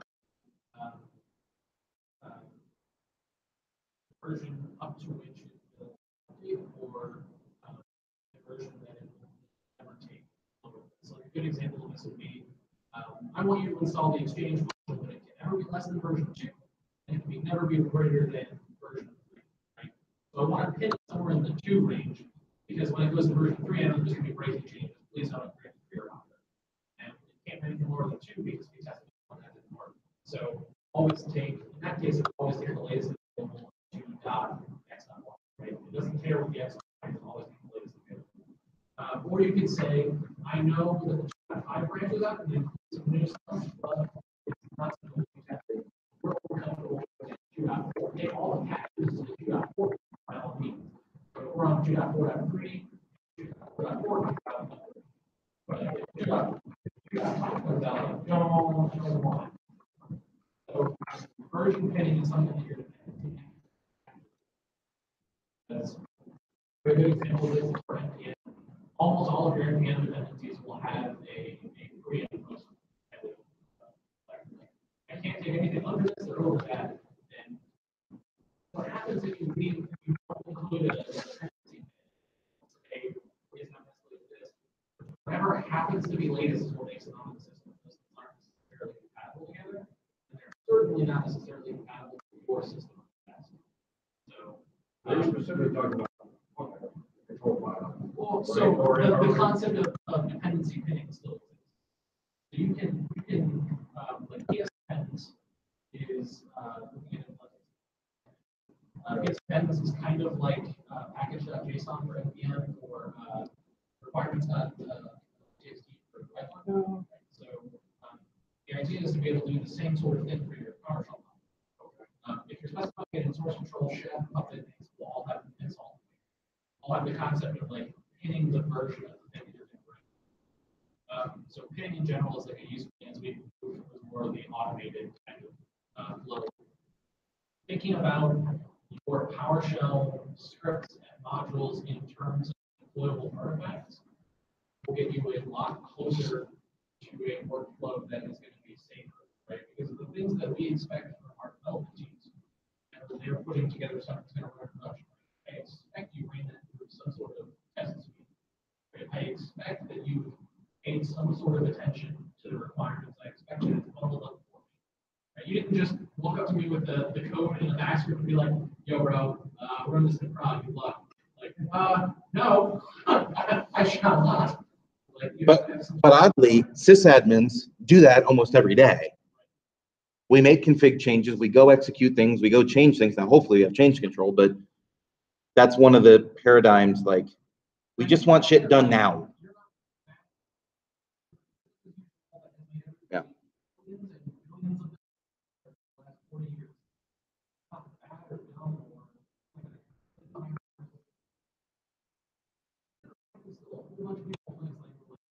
I will SSH to solve my problems. There's a really good argument for that, right? But in Windows land, more and more, it's something that we kind of keep in mind is that our fleets are never getting smaller, right? The chances that you'll be managing fewer servers in 5 years is not very high. Now, you might be managing different types of endpoints, right? You may go from managing actual physical hardware, if you're still doing that, or some VMs, to managing fleets of thousands of containers or whatever.